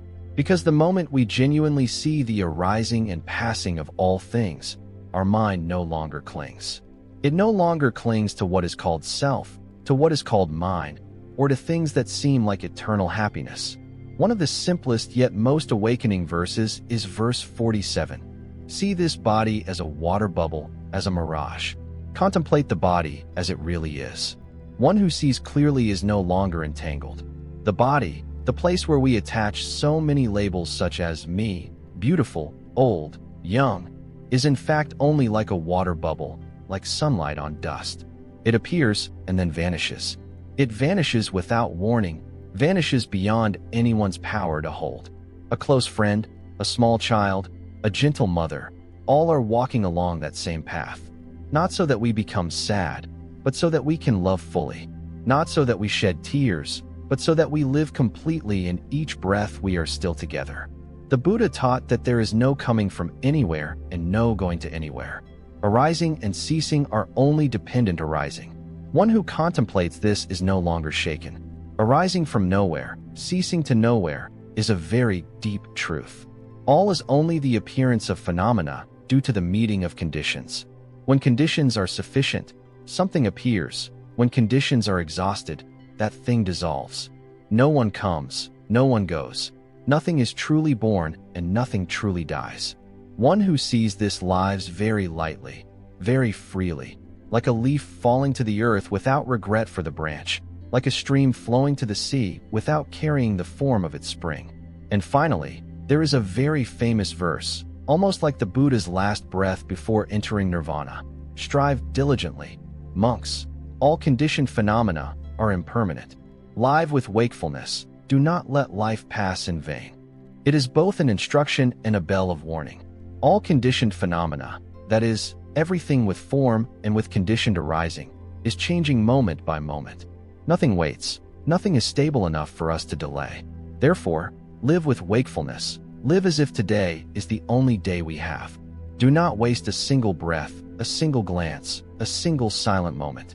When we read these verses, it is not to seek comfort, but to be reminded of a very simple truth, that we are living amid impermanence, that the things we think will always be there are actually slipping away, that the people we love can disappear at any moment. And if so, what could be more precious than a life lived in awareness? No one can resist impermanence, but one who sees impermanence clearly will no longer suffer because of it. Like a boat that no longer drifts with the waves, but begins to know how to row. Like a person no longer standing trembling in the rain, but beginning to know how to open an umbrella. When the Buddha was still in the world, there was a time he asked the monks, "Can someone who lives without mindfulness and wakefulness truly see impermanence?" And the monks themselves remained silent, because they all understood that in order to see impermanence, one must first learn how to stop. Not just stopping the feet, but stopping the mind, stopping the inner noise, stopping habitual reactions, stopping the endless streams of thought like rushing water. Because of this, the Satipatthana Sutta was given, not to provide explanation, but to give practical instruction, not to fuel theoretical debate, but to bring practitioners back to direct observation within themselves. The Buddha knew that only when people truly look into their own body and mind will they see that impermanence is not somewhere far away. It is not in books, not in philosophy, not in heaven or hell. It is present in every breath, every sensation, every gesture, every fleeting mental image. The sutta teaches that there are 4 fields that need to be observed continuously: body, feelings, mind, and phenomena. Each foundation of mindfulness is a doorway into wisdom. Each doorway opens onto the same truth: everything is impermanent. Contemplating body in the body is first of all seeing that this body is not self, not mine, not my essence. Each time they walk, sit, bow, reach out a hand, the practitioner trains to observe each movement with awareness. Every step is not just an action, but an opportunity to see that this body is functioning according to conditions. The in-breath and out-breath are not controlled by us. The heartbeat does not follow our wishes. The skin begins to wrinkle, the hair begins to turn gray, the muscles begin to weaken. All of these are manifestations of impermanence in the body of form. The scriptures teach us to contemplate the body as a corpse, to look at the 42 impure components from hair, skin, bones, blood, liver, marrow, all the way to the body in a state of decomposition in the cemetery. Not to feel disgust, but to see that this very body will be like that. When we see this clearly, we no longer cling to the body as self, and we no longer suffer when the body changes. We feel grateful when it is still whole, and we let go when it begins to decay. Contemplating feelings and feelings is observing the sensations that are arising moment by moment. The pleasant feeling when we are praised, the unpleasant feeling when we are insulted, the neutral feeling when we pass by a stranger's face. All of these are feelings. But those feelings are not who we are. They arise and cease according to conditions. A wave of sadness may come for no reason. A joy may vanish before we have time to fully enjoy it. When we cling to feelings, we suffer because of them.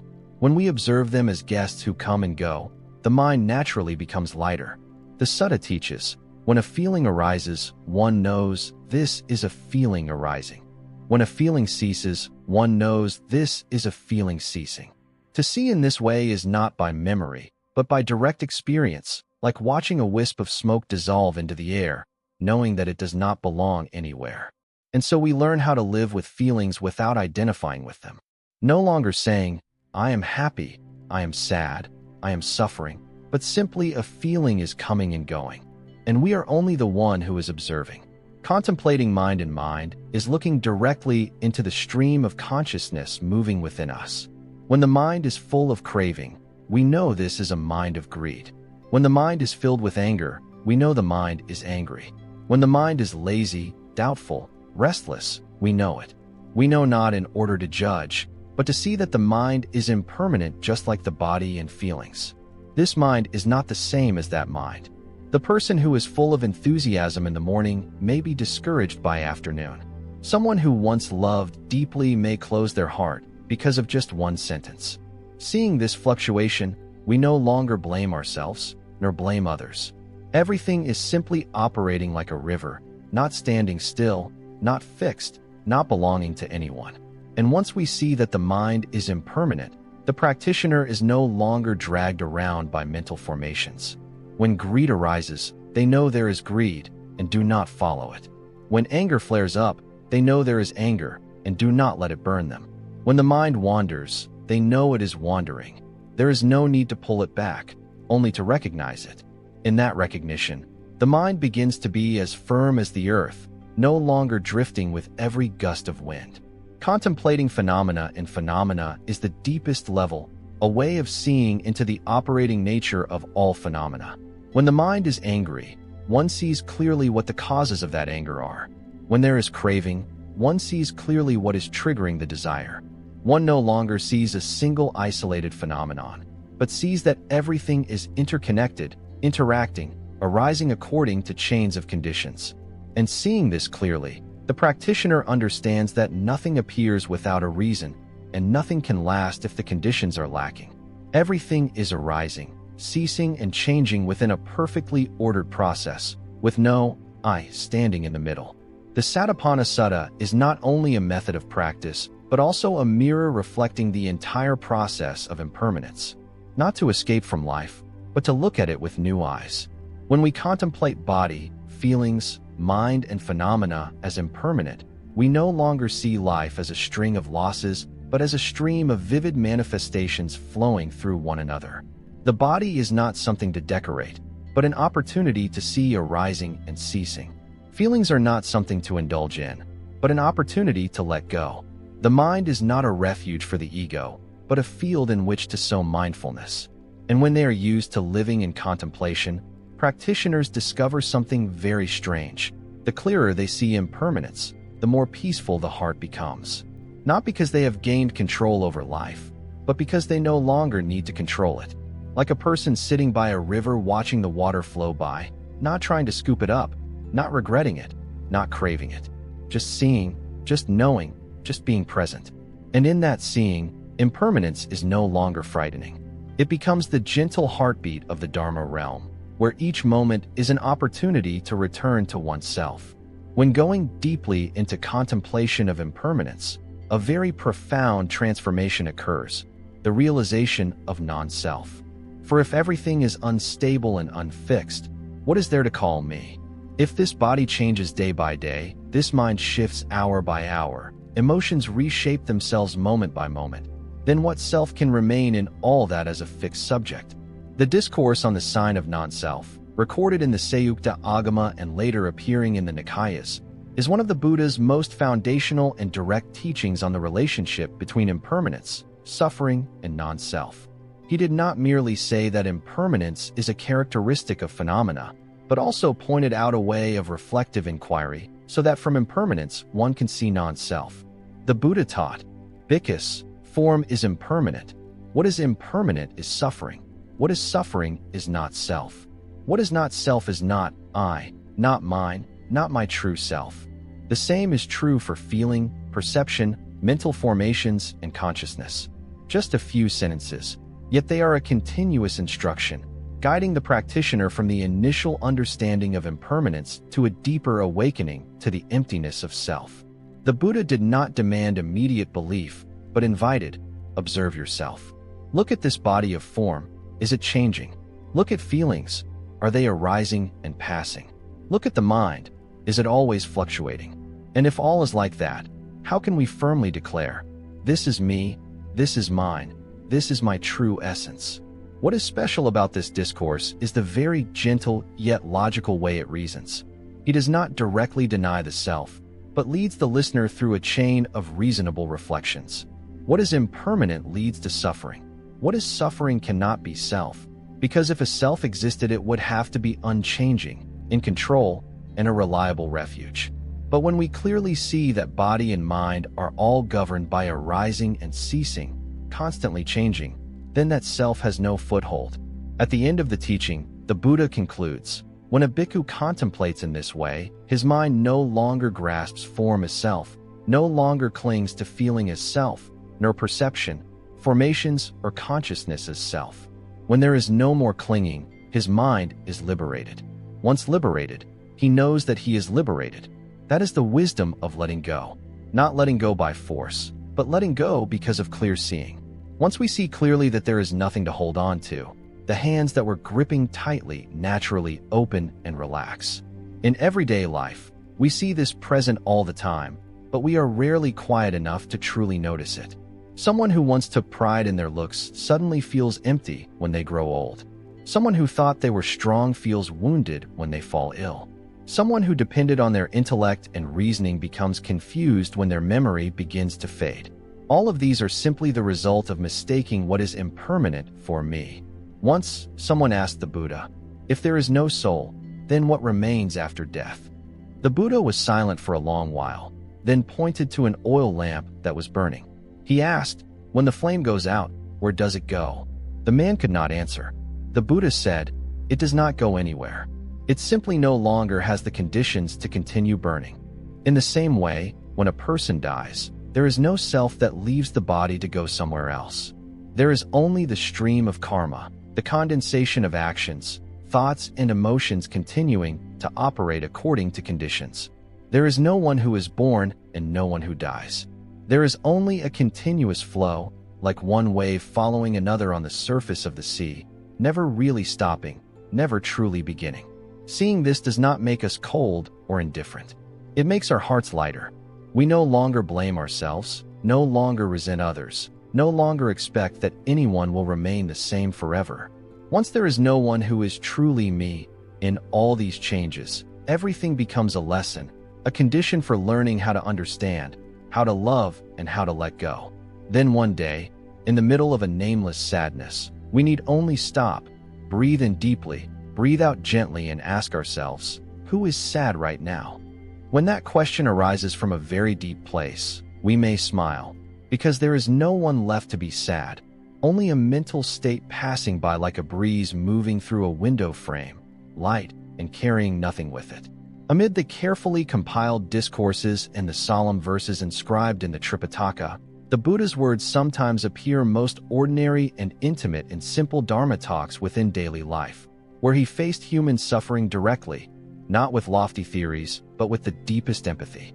Most of those talks did not have polished sentences or clear structure, yet they calmed agitated hearts, because they touched the very core of human pain, loss, craving, attachment, anxiety. And in all of them, impermanence was always the foundation from which he guided listeners back to reality. Once, when the Buddha was in Sravasti, a man came to him with a haggard, distraught face. He had just lost his only son in an epidemic. The boy had been the last light in his life. His wife had died long ago. His possessions were almost gone. Now his child was gone too. He knelt before the Buddha and cried out, "My son, he was so good, so gentle. He never did anything evil. Why did heaven take him away when I have nothing left?" The Buddha did not answer immediately. He only asked softly, "If someone came and gave you a flower, telling you it was only for one day and that they would take it back tomorrow, when they came to take it back, would you blame them?" The man fell silent. The Buddha continued, "Your child is also such a flower. Life gave you a period of time to love and be close to him. Now that the conditions are over, he returns to life." No more words of complaint were spoken. Only quiet sobs remained. That man later became a monk, a diligent bhikkhu who often consoled people grieving a loved one by telling his own story, because he had understood that suffering did not come from losing his son, but from the belief that his son had to remain forever. On another occasion, while the Buddha was on alms round, a wealthy man came up to him and asked somewhat irritably, "You speak of impermanence, but no one wants to hear that. People want to know how to be happy, not to be reminded that everything will be lost." The Buddha simply smiled and asked him, "If someone were about to step onto a broken plank, should you tell them?" The man nodded. The Buddha continued, "Impermanence is like that, not to frighten people, but so that they know where they are placing their feet." That teaching was not only a warning, but also an expression of love. Love in the way of an awakened one, not lulling, not flattering, not comforting with illusions, but helping us return to what is truly happening. Ordinary people may try to make others happy with sweet words, but the Buddha chose to awaken people with truths that may at first make the heart sink, yet later open a deeper doorway, the doorway of understanding and love. In a talk to young monks, the Buddha once told a story about a clay pot. He said, "Suppose someone makes a pot out of clay and carries it everywhere to show it off. But if that person does not remember that the pot can break at any time, will he truly cherish it? Only when he knows that the pot is fragile will he handle it with care. The human body is like that. Relationships are like that. All are fragile pots. Yet, precisely because they are fragile, they are precious. If there were no impermanence, people would not know how to love one another wholeheartedly. If no one ever left, no one would feel the need to say, 'I am sorry.' If life never changed, perhaps no one would bother to look back and choose to live more deeply." Therefore, in the Buddha's talks, whatever the topic, from precepts and meditation to compassion and generosity, impermanence remained the root, mentioned like an underground stream running through everything. Not to souse sadness, but to dissolve delusion. Not to deny life, but to help us live it fully, without carelessness, without postponement. A layperson once came and asked the Buddha, "How can I live without regret when I look back on my life?" The Buddha replied, "Live as if each day were your last." The answer may sound strict, but it is actually one of the gentlest teachings. Because only when we know that life is impermanent do we stop missing what truly matters. Do we learn to speak words of love in time, to listen before it is too late, to cherish each moment of life we are given. We do not need to be perfect. We only need to be awake enough to know that this is a precious moment that will not come a second time. And it is precisely from such simple teachings that impermanence is no longer a distant concept. It steps into our lives like a kind friend, gently reminding us, do not forget to live today. We do not need to wait until lost to understand. Do not need to walk among broken things before realizing what is precious. Just by sitting down, listening, and opening our hearts, we will see that the Buddha's words are still resounding, not from some lofty Dharma throne, but from the very real things happening all around us. If in the early scriptures impermanence is presented as an obvious truth for Buddhist practitioners to look into and let go of attachment, then in the Mahayana Sutras, impermanence is elevated into a doorway that opens onto a more spacious, profound, and complete vision of the nature of all phenomena, not only arising and ceasing, but never truly born and never truly destroyed. And thus impermanence is no longer something that makes us anxious, but becomes an opportunity to step into the realm of the unborn and undying, neither coming nor going, neither remaining nor disappearing. One of the outstanding Mahayana scriptures, the Prajnaparamita Sutra, expresses this in the most ultimate way.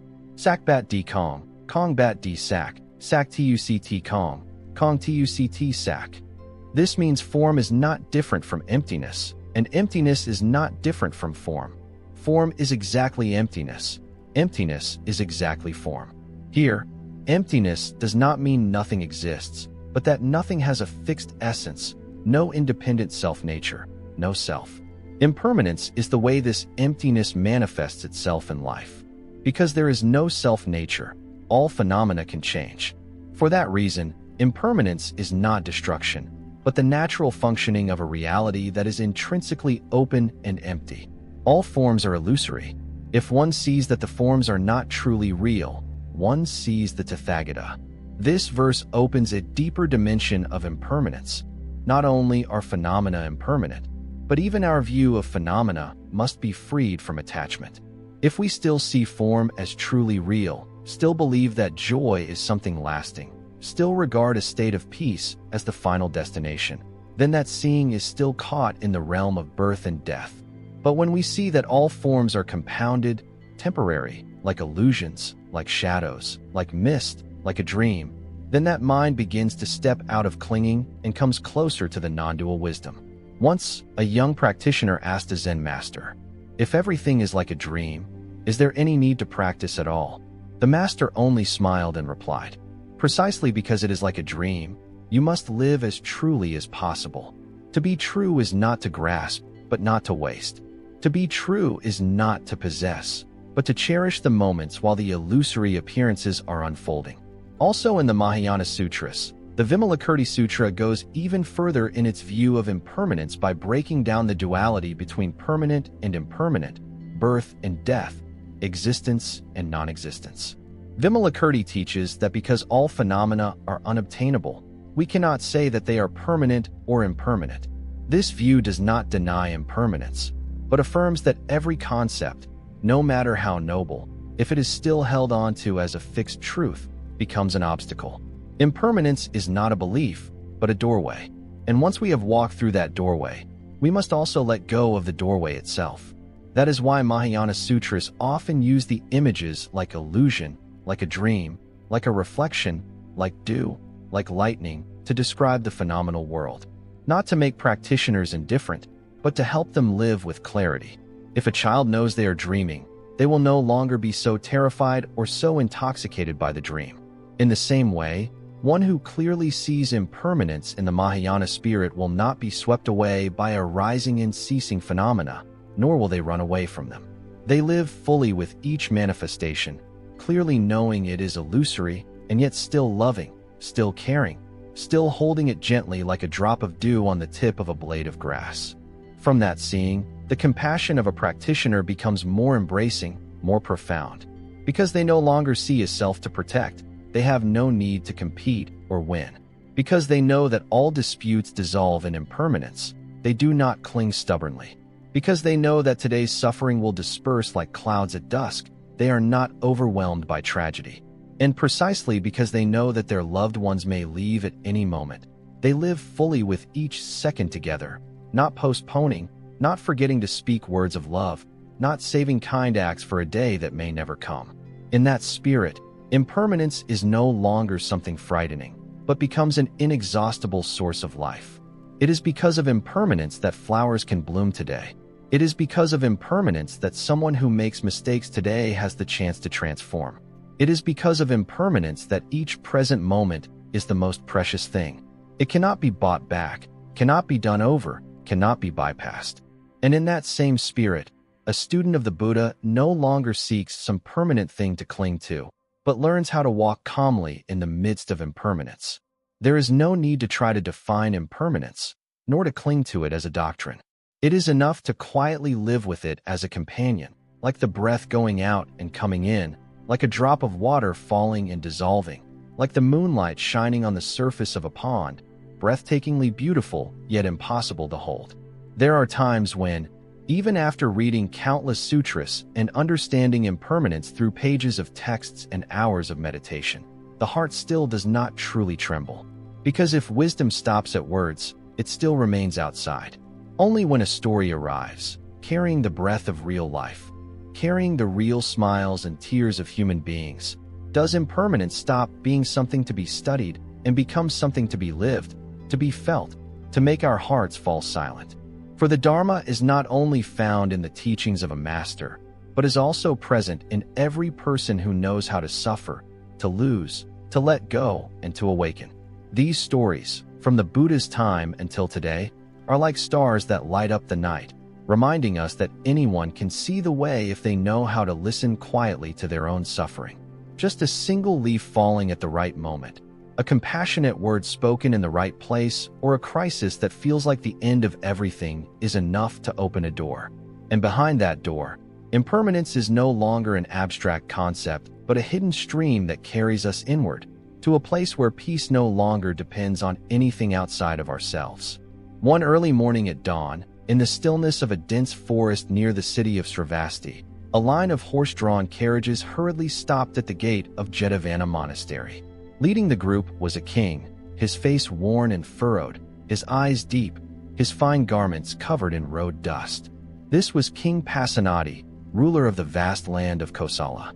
And that day, he had come not for ceremony, not for affairs of state, but because of a pain he could not put into words. His mother had just passed away. That mother, whom he had loved above all others, who had always been there as a sacred support throughout his years of ruling, had suddenly left like a passing wind.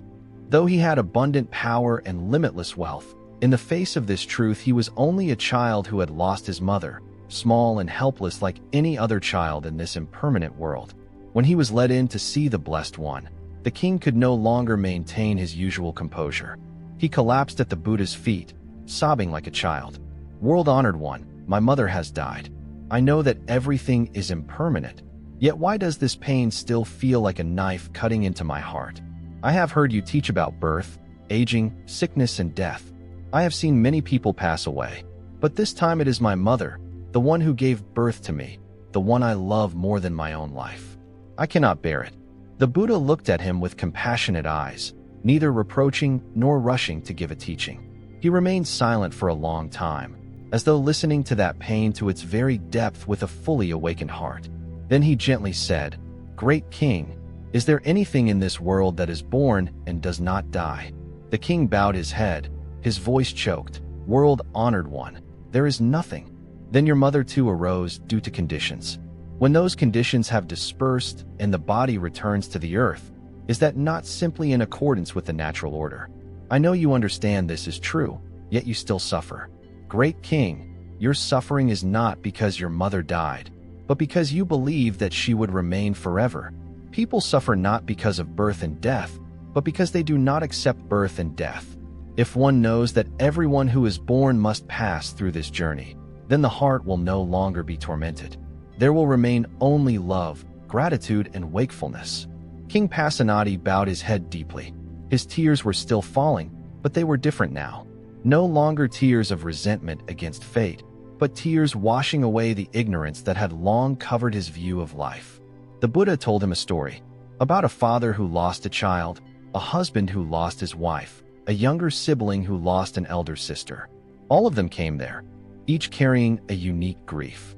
But when they heard about impermanence and saw clearly that no one can escape birth, aging, sickness, and death, they no longer fell into the abyss of despair.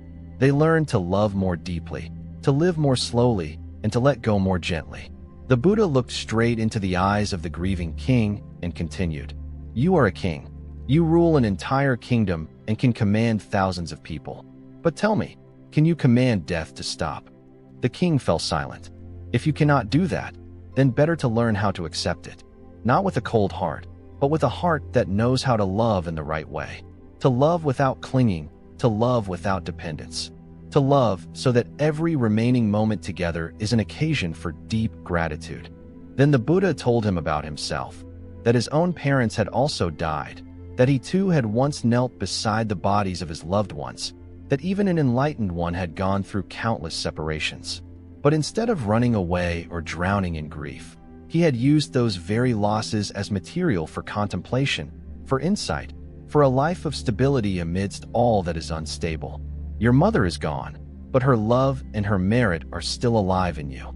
If you know how to live rightly, live mindfully, live peacefully, then each of your actions is a response to the debt of birth and upbringing. Your mother does not need you to suffer. She only needs to see that the child she brought into this world is now strong enough to live in accord with the truth. The aging king bowed his head. He said nothing more, but something inside him had changed. Perhaps a wound had been correctly named. Perhaps a new doorway had opened where he could continue on the path of being a filial son, not through cries of anguish, but through living in the way his mother had always wished for him. From that day on, people saw that King Pasenadi was less quick-tempered. He often visited the monastery, not only to ask about doctrine, but also to sit quietly beneath a tree, listening to the wind passing through the leaves. He said to his attendants, "The wind today is the same as the wind back then, but my heart is different. I understand now that my mother has not disappeared, she has only changed form. She is in every breath I take, and I will live in a way worthy of the one who gave me this body." The story of King Pasenadi is not only the story of a king, but the story of millions of children who have lost the person they loved most in their lives. And in those darkest moments, if there is a reminder that everything will eventually pass, not to numb the pain, but to help them see clearly that impermanence is the very nature of things, perhaps their suffering will be a little lighter. For everyone will one day have to say goodbye. But if we understand that death does not take everything away, that it is only a transformation, then love never truly disappears. It simply changes from an outer form into an inner substance. And then impermanence is no longer a final full stop, but a pause in which a new way of living can begin. Deeper, steadier, and more grateful. Among the countless stories recorded in the canon, there is one that is not long, not ornate, yet has touched the hearts of generations of Buddhist practitioners. It is the story of Kisagatami, a young mother who had just lost her only child, and who found the light of awakening at the very bottom of the suffering brought by impermanence. Kisagatami did not have good karmic affinity with the Dharma from the beginning. She was an ordinary woman like any other mother.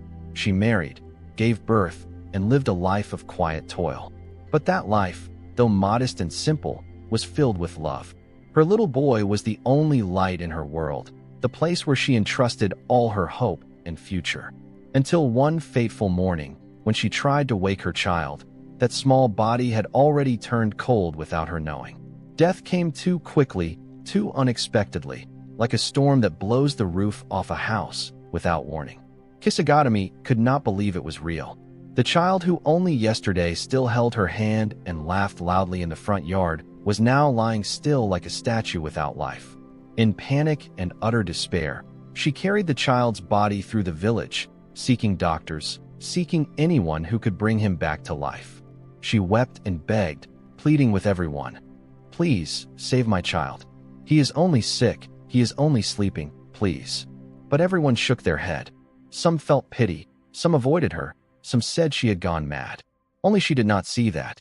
For a mother, nothing is more painful than having to let go of the child she carried and gave birth to, who had not yet had the chance to grow up, until an old man advised her, "Go to see the Buddha.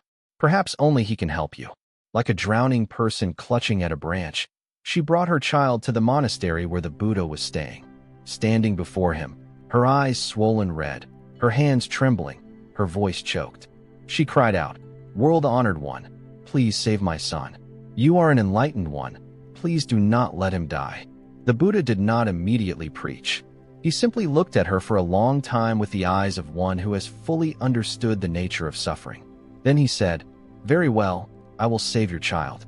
But first, go and find for me a handful of white mustard seeds from a house where no one has ever died. As soon as you bring me those seeds, I will save your child." As Kisagami hurried away, that promise felt like a way out, a ray of hope she could cling to. Mustard seeds were not hard to find. They were a common item in any kitchen in the city of Savatthi. She knocked on door after door, her face frantic, her arms holding the rigid little body. The first household replied, "We would gladly give you mustard seeds, but my father passed away last month." The second house, "My mother died last year." The third, "My son went to war and has not returned." And so it went, from one house to another. Each answer felt like a cut. She began to realize she was not the only one living in loss. Every house had seen someone depart. Every home had been soaked with tears. Every heart bore a scar from separation. There was no house, no place that could give her mustard seeds from a home where no one had ever died. When evening fell, she stopped on the steps of an old house and looked down at her child's body in her arms. There was no more screaming, no more clinging. She sat there for a very long time, in the silence of that first moment of awakening. The next day, she returned to see the Buddha, but this time she was not carrying her child's body. Her hands no longer trembled, her eyes were dry. She bowed her head and spoke in a voice as light as mist, "World-honored one, I have understood. Please teach me how to overcome this suffering."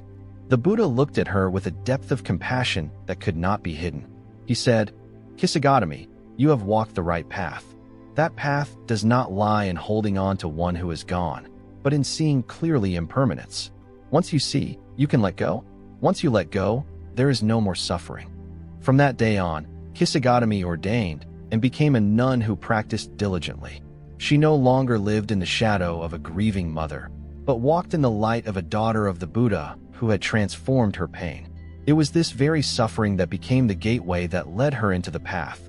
It was that child's corpse that became her first teacher, showing her the meaning of impermanence.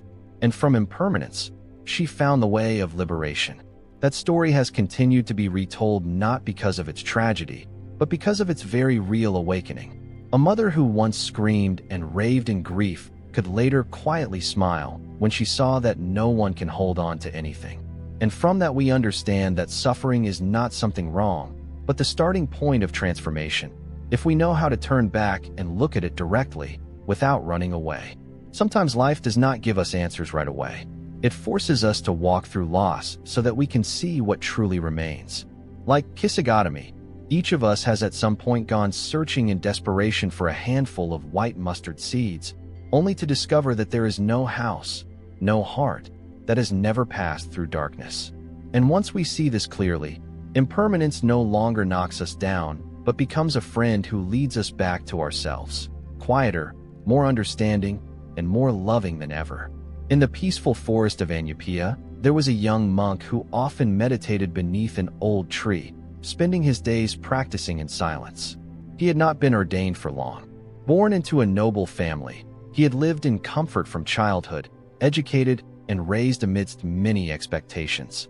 But after the loss of a loved one, a great doubt arose in his heart about human life, about birth and death, and all the things that had once felt certain. In the end, he cast off his worldly garments, donned the brown robe, and vowed to walk the path of seeking the truth. Even though he had renounced the world, many knots still remained in his heart. Every sitting meditation felt like a silent struggle. Sometimes his mind wandered to his deceased mother. Sometimes doubt arose. Am I truly on the right path? Sometimes a loneliness with no clear cause would wash over him, and the road he had chosen suddenly seemed too heavy, too long. But still, he continued practicing walking meditation, continued sitting under that tree every afternoon, silent before the swaying of the falling leaves. Until one day, when the first seasonal winds returned softly, the forest air changed its hue. The smell of damp earth and dry leaves melted into the breeze like the scent of farewells that cannot be spoken. The young monk was sitting in meditation when he suddenly opened his eyes and gazed blankly into the space before him. Just then, a yellow leaf detached itself from a branch, slowly fell through the air, turned slightly in the sunlight, and gently touched the ground. It was just a falling leaf, something that happens every day, everywhere. But in that very instant, a flash of insight lit up in the monk's mind. His thoughts fell completely still. No notion arose to intrude. In a single moment, he saw very clearly that the leaf that had just fallen did not die. It merely returned to the earth. It was not taken away by anyone, nor was it wronged. It fell because its time had come, because its conditions with the branch had ended, because the wind was just light enough, the branch just tilted enough, the leaf just ripened enough. And then another, deeper seeing arose. What we call self is just like that leaf. A composite of body, mind, emotions, and thoughts gathered from many wholesome conditions into one shape, one name. But just like the leaf, one day when the conditions dissolve, this form will depart. No one carries us away, no one judges us, and there is nothing to regret. It is simply a very natural returning to a flow greater than ourselves, the flow of life, of earth and sky. From then on, that monk no longer sat there as someone still searching. His mind gradually settled, like a lake with no more ripples. The mind no longer questioned, no longer doubted, no longer clung. Everything that needed to be known had already been seen in the moment the leaf touched the ground. After that meditation, the monk bowed to the Buddha and recounted his realization. The world-honored one nodded and smiled gently. He said, "Whoever sees a single leaf fall, and in it sees the totality of all dharmas, that person has truly entered the path."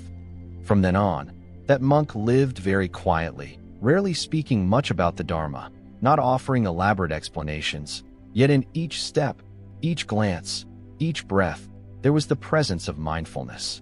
Everyone around him could feel the energy of peace radiating from him. It was a peace that did not come from intelligence or vast learning, but from a deep insight into the nature of life. A falling leaf may sound like too simple an image, yet it became a living symbol of impermanence.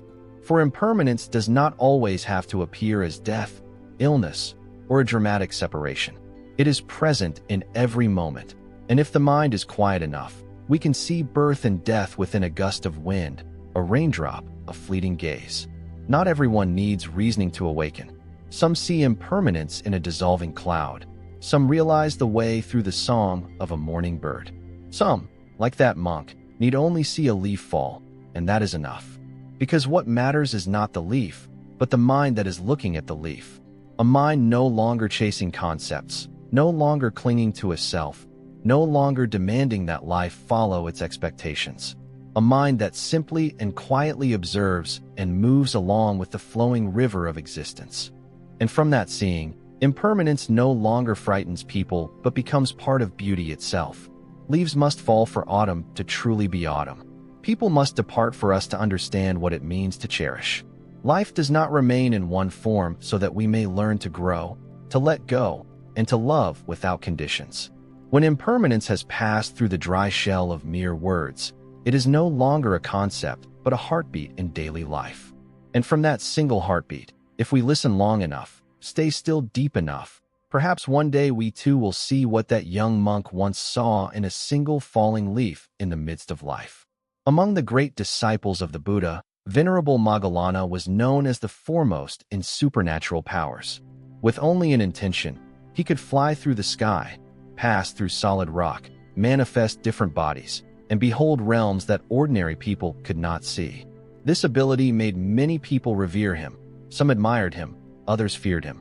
They thought that someone with such power must surely have transcended all suffering, untouched by time, body, or karmic forces. But then an event occurred that left the whole monastic community stunned. One morning, they discovered that Venerable Moggallana had been beaten to death by a group of men hired by enemies from a past life. His death was not due to illness or accident, but to violence, a way of dying that seemed impossible for a saintly monk with such miraculous powers. And that very death shook the entire Sangha, not just because they had lost a great monk, but because the uncompromising message of impermanence had become so clear. Even someone with the greatest miraculous powers could not preserve his body when the time had come for karma to bear fruit. After his cremation, the monks gathered around the Buddha, their hearts still stirred. One of them asked, "World-honored one, Moggallana possessed immeasurable supernatural powers. Why could he not avoid such a death?" The Buddha looked at them, his eyes as calm and deep as a still lake. He said, "No matter how great one's powers are, no matter what abilities one has, all conditioned phenomena are still conditioned phenomena. This body is a material form, rupa. It is temporary, it arises from borrowed conditions. It is not ours, not us, and cannot be controlled forever according to our wishes." Moggallana had avoided the ripening of old karma many times before, but eventually he chose not to escape it any longer and quietly accepted its fruition. For he no longer saw this body as self, no longer feared the destruction of form. The monks sat in silence. Something within them had just become clear, that liberation does not mean keeping this body forever, but no longer identifying oneself with it. The Buddha went on. In the past, Venerable Moggallana was a filial son. In a previous life, out of devotion to his parents, he committed wrongful deeds. Even though he later practiced and attained enlightenment, the old karma was still there. When the right conditions ripened and it bore fruit, he did not run away, did not use his supernatural powers to extinguish it, but used wisdom to receive it. For he understood that this body is only temporary. What is lost is not truly me. In the eyes of the world, that death was tragic. But in the vision of a practitioner, it was the ultimate expression of fearlessness, no longer afraid of birth and death, no longer clinging to this body as some last fortress. There is a paradox. The greater the miraculous powers, the easier it is to give rise to the idea that one can control everything. But Venerable Moggallana, that great disciple, lived and died as a living testimony to the Buddhist teaching. All formations are impermanent. All conditioned phenomena are subject to decay. No one, not even a saint, is an exception. And from that point on, the monks no longer held the illusion that practice is to keep this body lasting longer or to create some force that transcends the law of nature. They understood that practice is to see clearly, to let go, to no longer be dragged around by fear or craving, so that when this body breaks apart, the mind remains bright like the moon on the mountaintop, unmoving, unattached, without regret. From that death, students of the Buddha understood something very profound. This body cannot be kept. But if we see clearly that this body is impermanent, then in every minute we are still alive. We already know how to live fully, not wasting, not being careless, not forgetting that each breath is a miracle that will never repeat. Many years later, when a young monk heard this story of Venerable Moggallana, he quietly wrote in his practice journal. He did not die. He merely returned his form to earth and sky. And precisely when that form dissolved, he became a light in the hearts of generations to come. Sometimes we ask ourselves why kind people suffer so much. Why sincere practitioners still cannot escape sickness, accidents, and loss. But perhaps that question is not quite right, because the purpose of practice is not to avoid suffering, but to see clearly the nature of suffering so that we are no longer bound by it. Venerable Moggallana went through suffering but was no longer the one who suffers. He accepted what came without resistance, without resentment, without using supernatural powers to cover it up or avoid it. That is the greatest freedom and also the most beautiful image of a Buddhist practitioner. Today, whoever we are and wherever we have reached, in the end we still must return to the fragile fate of a leaf. The only difference is that some fall in regret and some fall in freedom. In the midst of a crowded city, where high-rise buildings jostle to reach the sky, there was a man who once possessed everything that is called success: a stable job, a good income, a spacious house, a gentle wife, well-behaved children. People looked at him with admiration.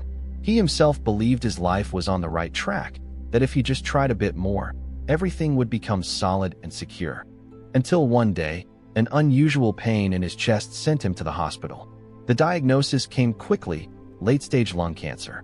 That sentence exploded in his life like a blast. He did not believe it, then panicked, then screamed in silence. The doctor said he had only a few months left. Everything, work, meetings, financial plans, social gatherings, suddenly became meaningless. In one very short moment, everything he had called myself became strangely distant. During the first days in the hospital, he drowned in despair. He cried alone while his wife fell asleep, exhausted, beside his bed. He blamed heaven, blamed his own body, blamed the regular checkups he had skipped. But then, by chance, a friend sent him a short link, a Dharma talk by a meditation teacher on impermanence. At first he listened just to pass the time, but the deep, compassionate voice somehow reached the deepest place within him. The teacher said, "None of us knows what tomorrow will be like. The only thing that is real is this very moment. And if you can be mindful in this moment, then nothing is too late." He began listening more, reading Buddhist books, learning to sit quietly and breathe gently, not to prolong his life, but to live more truly in the days that remained. He started to recognize something he had never really noticed before: how precious a single breath is. In the past, he breathed as if it were obvious. Now, each inhalation and exhalation became a gift. He realized that it was not because he was about to die that everything became precious, but because he had never lived as if he could die. He had always thought he was young and healthy. Later, tomorrow, next week. And so he postponed all the truly important things: a phone call to his aging father, an afternoon playing with his child, an unhurried meal with the wife who silently carried so much. The more he practiced, the more clearly he saw that death is not an ending, but part of the flow of life. Illness did not come to punish him. It came as a mirror reflecting the truth that this body is impermanent, fragile, and cannot be kept. And precisely because it cannot be kept, every remaining minute became miraculous.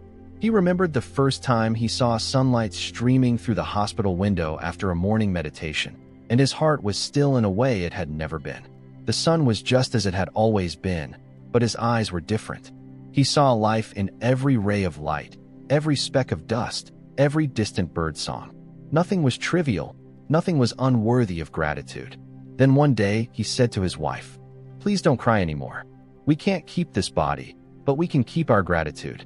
Never in my life have I seen so clearly as now that just breathing here with you and our child is already enough." A few months later, he passed away, but he did not go in fear. He left like someone letting go of a leaf that has turned yellow, without regret, without resistance. His family later recounted that, at the moment of death, he smiled, his eyes softly bright, like someone who had just seen something beautiful one last time. After the funeral, his wife compiled his notes into a small journal for their son. The father is gone, but he has not gone anywhere. He is in every breath the child takes. Remember that nothing lasts forever, and therefore everything is precious. That story did not take place in the Buddha's time, nor is it found in the scriptures, yet it is still a vivid expression of the wisdom of impermanence. An ordinary person, facing death, instead of collapsing in fear, learned to open his heart, to turn back and look deeply at the life that was flowing through him. Not to hold on, but to live so deeply that there was nothing left to regret. And then we understand that impermanence does not choose anyone, does not spare anyone, does not make appointments with anyone, but it does not come to destroy. It comes as a reminder. This body cannot be kept, but a clear, awakened heart can endure. In a small village in a quiet, sunlit highland, there was a man living with his wife and young son. His family was not rich, but they were peaceful. The simple wooden house on the hillside, the vegetable garden behind it, and the dirt path leading to the stream were all that made up the modest life he deeply cherished. Every afternoon after work, he would sit by the doorstep, watching his son play under the trees, listening to his wife's soft laughter in the kitchen. Happiness was quiet, like mist on the leaves, like a breeze through his hair, unpretentious yet true. Until one day, during a heavy rain, the mountain suddenly collapsed. On his way home from school, the child was buried under earth and rocks. The entire village ran out. The father dug with his bare hands, digging until they bled, calling his son's name until his voice went hoarse. But it was all too late. By the time he lifted his son up, that small body had already grown cold in the afternoon rain. From that day on, the fire in his eyes faded.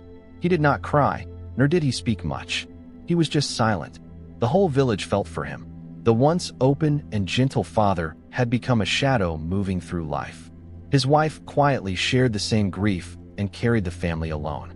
But deep inside, she knew her husband had already disappeared since that day. He would sit for hours in front of a bowl of rice without touching it, holding his chopsticks and forgetting what they were for. He would wander into the forest all night, without a coat, without a lamp, trying to search for something that could not be found. He once shouted at the sky, "I did nothing evil. Why did you take my child?" Once, when a friend invited him to go to a temple in the town below, he reluctantly agreed. The small temple lay on the slope of a hill, simple, with mossy roof tiles. As he stepped through the gate, the scent of incense seemed to pause for a beat in his chest. The old monk welcomed him with gentle eyes. He did not ask questions, did not try to console. He simply poured a cup of warm tea, placed it on the table, and sat quietly. The man sat there the whole afternoon, not saying a word, not crying, but his eyes were red. His calloused hands gripped the teacup as if holding on to something very fragile. At the end of the visit, the old monk gently said, "Do you know that the wind does not stay in one place? The clouds do not keep one shape forever, and the trees on the hill will one day change their leaves? If so, how could your child stay with you forever?" The man lowered his head, and tears began to fall. They were the first tears after so many frozen days. "I no longer resent heaven, Master, but I still cannot forgive myself." The monk slowly asked, "Forgive yourself for what?" "Because that day I did not walk with him. I was busy working in the fields. If I had gone with him, maybe he would not have died." The monk placed his hand on the man's shoulder, warm and steady. "The greatest pain is not that you lost your child, but that you believe you could have kept him. All of us have thought like that. But my child, anything that has form is impermanent. Anything that is formed by conditions will at some point fall apart. Even if you had held his hand that day, if the time for his karma to ripen had come, he would still have had to go. No one can keep anyone in this life. Only love remains." And then the monk told him the story of Kisagami, a venerable Moggallana. He spoke of the Buddha himself, who had once bid farewell to his parents, his son, his wife, his disciples as they entered the realm of impermanence, yet had never complained, never harbored resentment, only quietly contemplated in order to understand and love more deeply. You love your child. That is very precious. But if you truly love him, do not let the pain drag on forever. Because in doing so, you are letting your son's death kill one more person, and that is you. Live in such a way that he can be proud. Live so that this love does not sink into hatred, but becomes a seed that nourishes other beautiful things in life. From that day on, he slowly returned to his work, though still moving gently. He began to eat again, though mostly in silence. He went to the temple more often, not to ask for anything, but just to sit and quietly listen to the wind blowing through the Bodhi trees. Then one day, he sat in front of the small altar at home, looking at his son's portrait. He put his palms together. "Forgive me, my child. I have held you in my heart for too long and forgotten that you have already gone lightly on your way.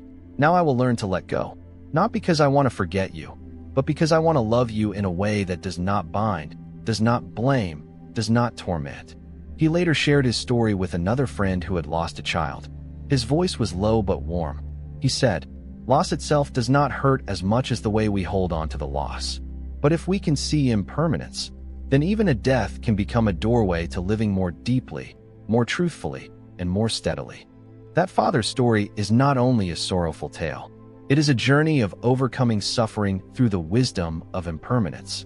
From believing that he could hold on, to understanding that no one can hold anyone. From blaming heaven and others, to letting go with gratitude. Because impermanence is not just a reminder that everything will pass. It is also an opportunity to love without delay and to live fully with what we have right now. In the middle of a cold winter in a remote countryside, there was a young novice monk assigned to care for a dying old man. The little temple where the novice lived was small and poor, but it was where the villagers often came whenever their hearts were unsettled. That old man had no relatives, no acquaintances.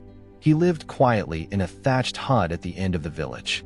People found him lying unconscious for many days, starving, freezing, and almost completely drained of strength.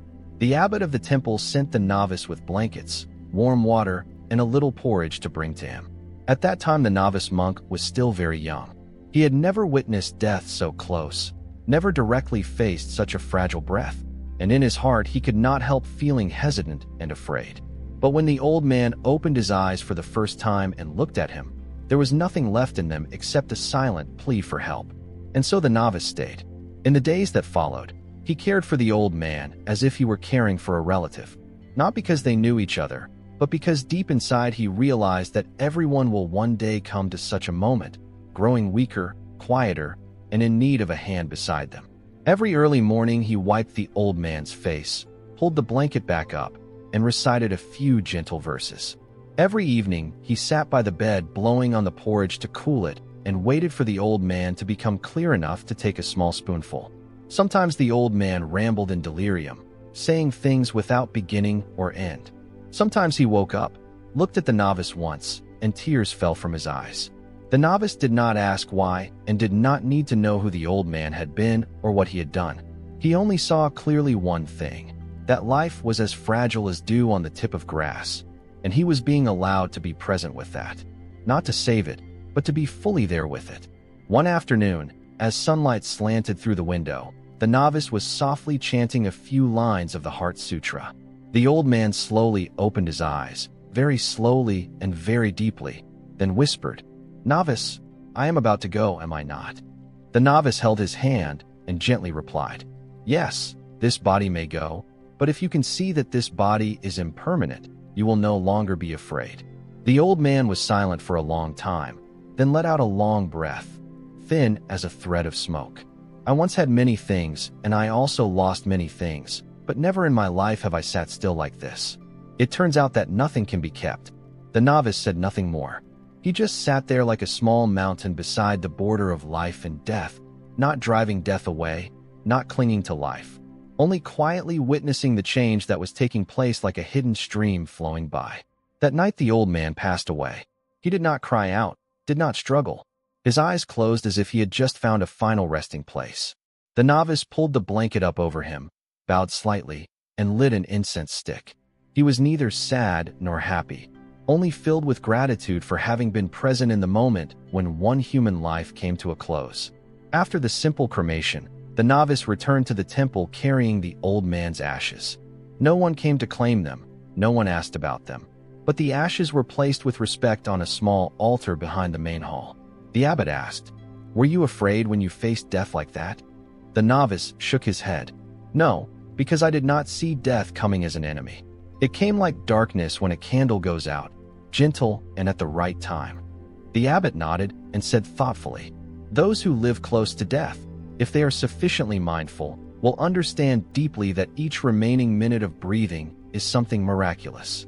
Not in order to fear death, but to know how to live. Not to avoid loss, but to learn how to love without conditions."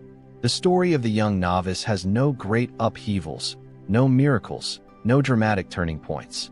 Yet it is precisely in that stillness that impermanence is contemplated in the clearest way, not through philosophy, but through direct experience, through presence in each action, each breath, each final hand that he held. We often think that spiritual practice is a search for something lofty, but sometimes simply sitting quietly beside someone who is fading away, simply tending to a body that is about to dissolve with full respect, is already a profound practice. For within it there is compassion, there is contemplation, there is awareness in the face of impermanence, which no one can avoid. Impermanence, when seen with the eyes of love, is no longer frightening. It is only a breeze that comes to carry a leaf back to the earth. And if we can sit still and watch it go with a heart that does not cling and does not regret, perhaps we too will feel a little lighter on the path of learning how to let go. There are stories that are not only meant to be retold, but to be lived with, like small lamps flickering in the night. Each life we have just passed by, from kings to poor mothers, from saintly monks to lay practitioners in the bustling city, carries its own light, quietly illuminating the path of impermanence in our very lives. No one remains untouched when they lose what they love. What makes people different is how they walk through that loss, whether with awareness, with a gaze that no longer clings, no longer blames, no longer regrets. After all the stories have closed, What remains in the hearts of those who read and listen is not tears, but a deep silence filled with understanding, a quiet faith that if others have walked through suffering with the wisdom of impermanence, then we can too. We do not need to become someone extraordinary. We only need to begin right from our ordinary life, where small things are happening every day. A look, a phone call, a shared meal, a single breath. It is precisely there that impermanence ceases to be something to fear and becomes a path to return on, a way to live more fully, more gratefully, more lucidly, before something slips out of our hands. There will always be mornings when we wake up and the sky is just like yesterday, but our heart feels different. Not because of anything specific, just a feeling that something is more fragile than usual. Like a wisp of mist that cannot cling to a leaf, like a breeze that has just passed without leaving a trace. Right in that moment, if we pause long enough, we may see something very true. This life does not promise us anything at all. We do not know how many more times we will get to see sunlight slip through the leaves in front of the porch, how many more times we will hear a loved one call our name softly, how many more times we will still be in time to place a hand on our chest and feel a heartbeat that is still there. None of us holds a calendar with the last day of our life marked on it. And precisely because we do not know, every day can be the last day. That sentence sounds like a warning, but in fact it is an invitation to live more deeply without postponing. Impermanence does not come to frighten us. It comes so that we can look back at ourselves. How long have we been living as if we would last forever? How many words of love have not yet been spoken? How many smiles have been left behind under the weight of everyday fatigue? How many meals have we eaten in a rush? How many meetings have we assumed would have another chance? The Buddha once taught that beings die all the time, but few remember that they will die. Whoever lives remembering death will know how to cherish life. Living with that contemplation does not make us pessimistic. On the contrary, it makes us more alive, more genuine, more grateful. When we know that today might be the last time we hear birds in the morning, we will listen more carefully. When we know that this phone call might be the last time we talk with our mother, we will speak from our real heart. When we know that this afternoon might be the last afternoon sitting next to the one we love, we will not look at our phone as much as before. A person who lives with the contemplation of impermanence will not easily let a day drift by in unawareness. They may still work, still eat, still rest like everyone else, but they are present in each action. They know how to stop when needed, how to put down what is not worth carrying, how to place a hand on someone's shoulder at the right time, how to apologize before it is too late, how to forgive because no one can be sure there is another chance to do it tomorrow. Living as if today were the last day does not mean chasing after fleeting pleasures. It means living deeply enough that there is no regret. So that if tonight were the last night, we could still smile and close our eyes without resentment and without remorse. We do not need to do anything grand. We only need to walk each step truly and firmly, breathe each breath fully, look at each person carefully, and speak each word sincerely. Once someone asked a Zen master, "If you had only one day left to live, what would you do?"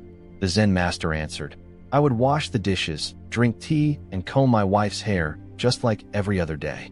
The difference is that I would do those things as if it were the very last time." Those words are not complicated and not ceremonious, yet they express a very real sacredness.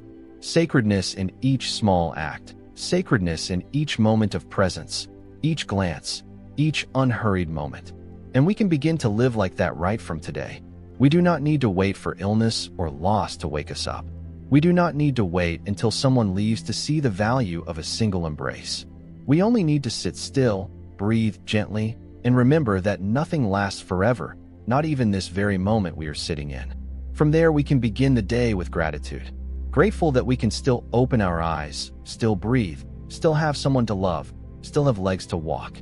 No matter what happens today, whether sun or rain, joy or sadness, success or failure, we can still live a complete day because we have lived it fully. And if tomorrow does not come, then today has already been a full lifetime. Living as if today were the last day is not to rush, it is to become lighter.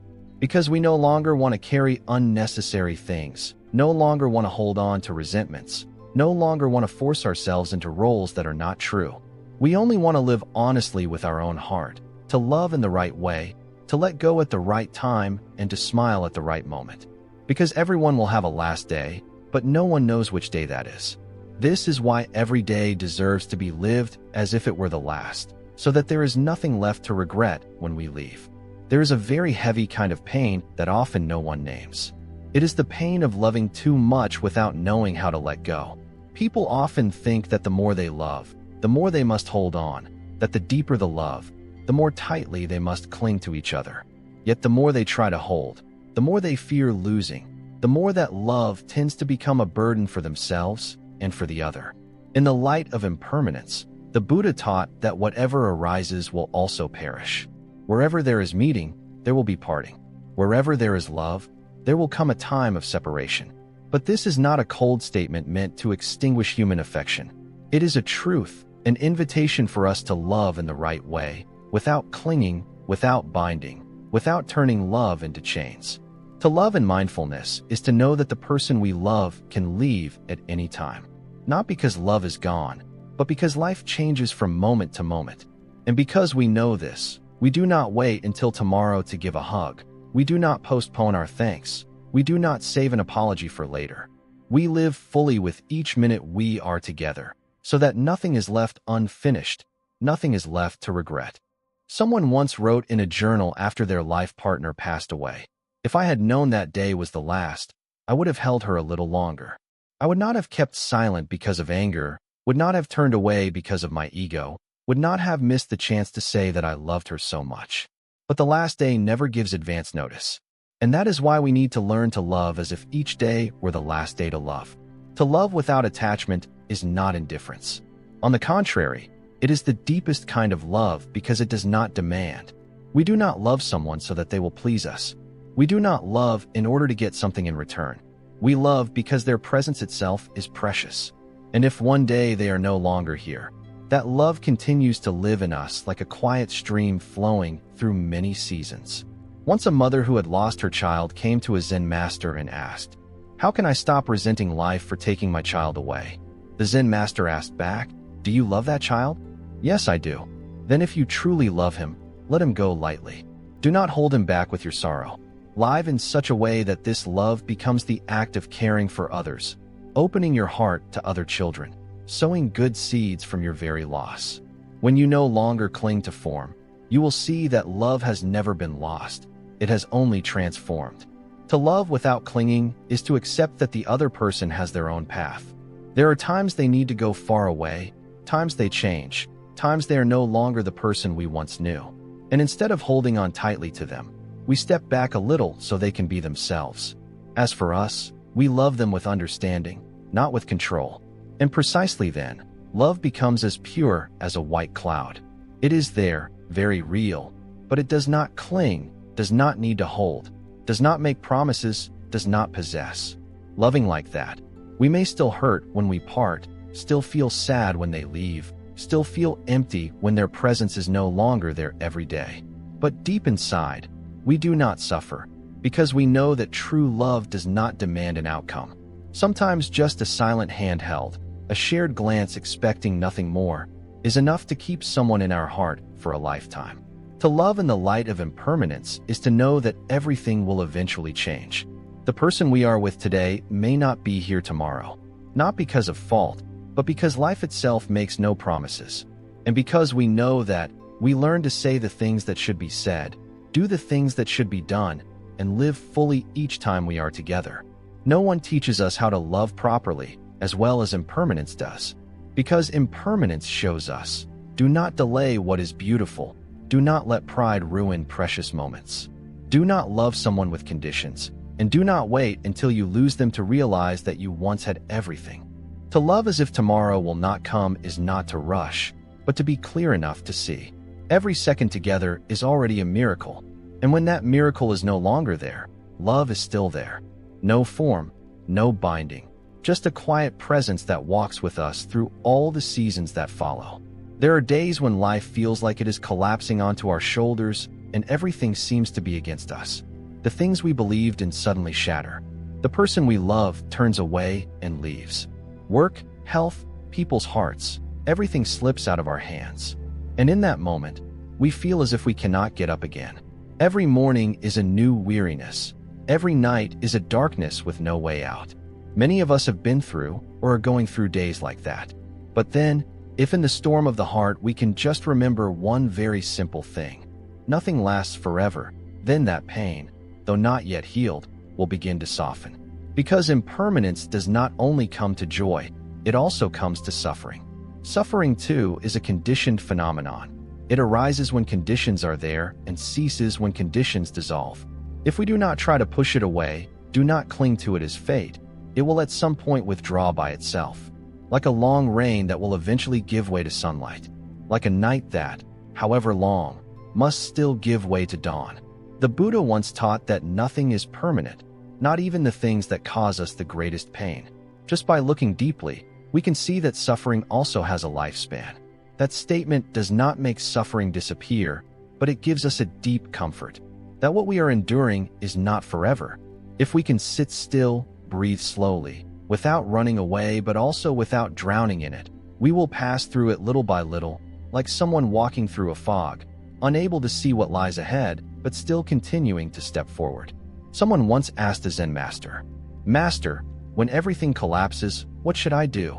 The master replied, "Sit down and look clearly to see that everything is changing. This body is changing, this mind is changing, this sadness is changing. Nothing is solid enough to keep you trapped in suffering forever. As long as you do not hold on to it, it will drift away on its own." People often say time heals all wounds, but deeper than that, it is the insight into impermanence that is the real medicine.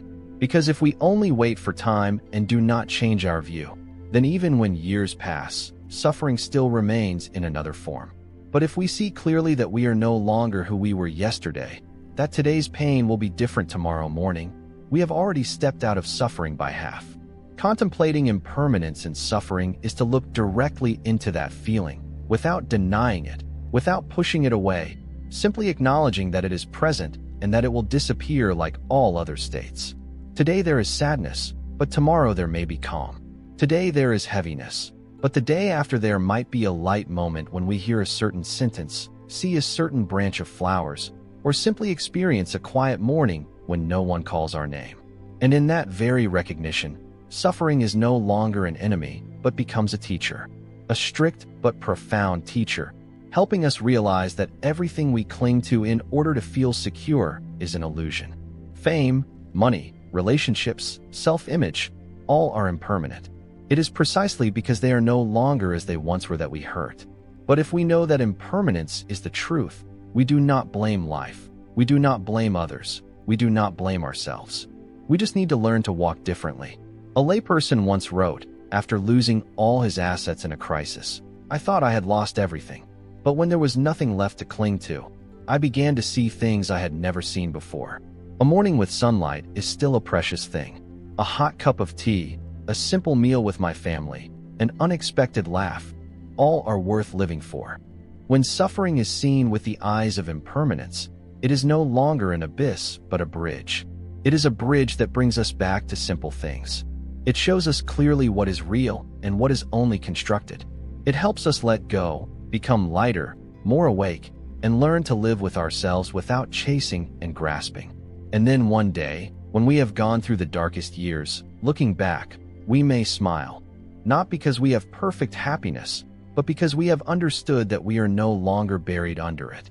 We have learned how to stand in the midst of suffering without being led by it.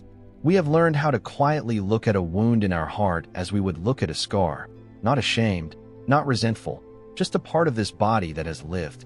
So next time, if there is a sad day, if the heart feels full of dark clouds, just sit down, close your eyes and softly remind yourself, this is present, but it is not forever. And then exhale gently, as if the sadness itself is also beginning to dissolve. On some morning, when we look at ourselves in the mirror, we may suddenly freeze. The crow's feet at the corners of our eyes are no longer faint, but as clear as dry grass when the summer water has just receded. The hair now has a few white strands. The skin is no longer tight. The gaze is not as bright as before. That feeling starts as a vague sadness and then creeps into a slight ache. We are truly growing old. None of us can avoid that change. But what makes us suffer is not the fact that the body ages. It is the mind that refuses to accept that we are aging. So many beauty products, so many youth-preserving exercises, so many deep-level cosmetic surgeries are all just efforts to resist a process that is already engraved in the natural law. All forms must decay.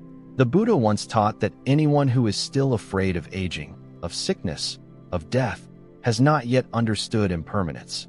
It may sound cold, but in truth it is a very gentle truth.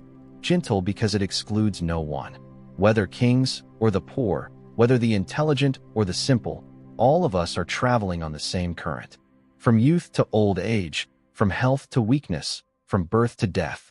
Not to make us sad, but to help us see that growing old is not something wrong. This body is not who we are. It is only a temporary refuge, like a garment life gives us to wear as we pass through this existence. Over time, that garment will fray, tear, and fade. But if we do not mistake the garment for our true self, then when it wears out, we will not panic. We simply care for it with gratitude and mindfulness, and when the time comes, we return it without resentment. An elderly teacher once said to his students that when he first began to grow weak, each time climbing the stairs felt a little more tiring. He knew his body was reminding him to return to the truth, not so that he would be sad, but so that he would live more slowly, not to regret, but to love himself more, to love the body that had walked with him for so many years. When we see our body growing old, we can contemplate it. Every cell is aging, every breath is different, every step is slower. But within all of that, there is one thing that remains intact, the knowing mind. If that mind is nourished by mindfulness, it will not panic, will not deny, will not cling to an outdated image of itself. That mind will learn to smile when it sees white hair, like a mother watching her child grow up, not sad, but full of affection. It will know how to bow when it sees its legs move more slowly, like a respectful student walking a few steps behind the teacher. It will know how to embrace the aches, the aging, the losses, as if greeting an old friend returning after a long absence, with no blaming, only presence. When we look at an aging body with the insight of impermanence, we are no longer slaves to appearances. It is not that we neglect ourselves, it is that we understand. What needs care is not only the skin, the hair, the figure, but the soul. A soul that can grow old without withering.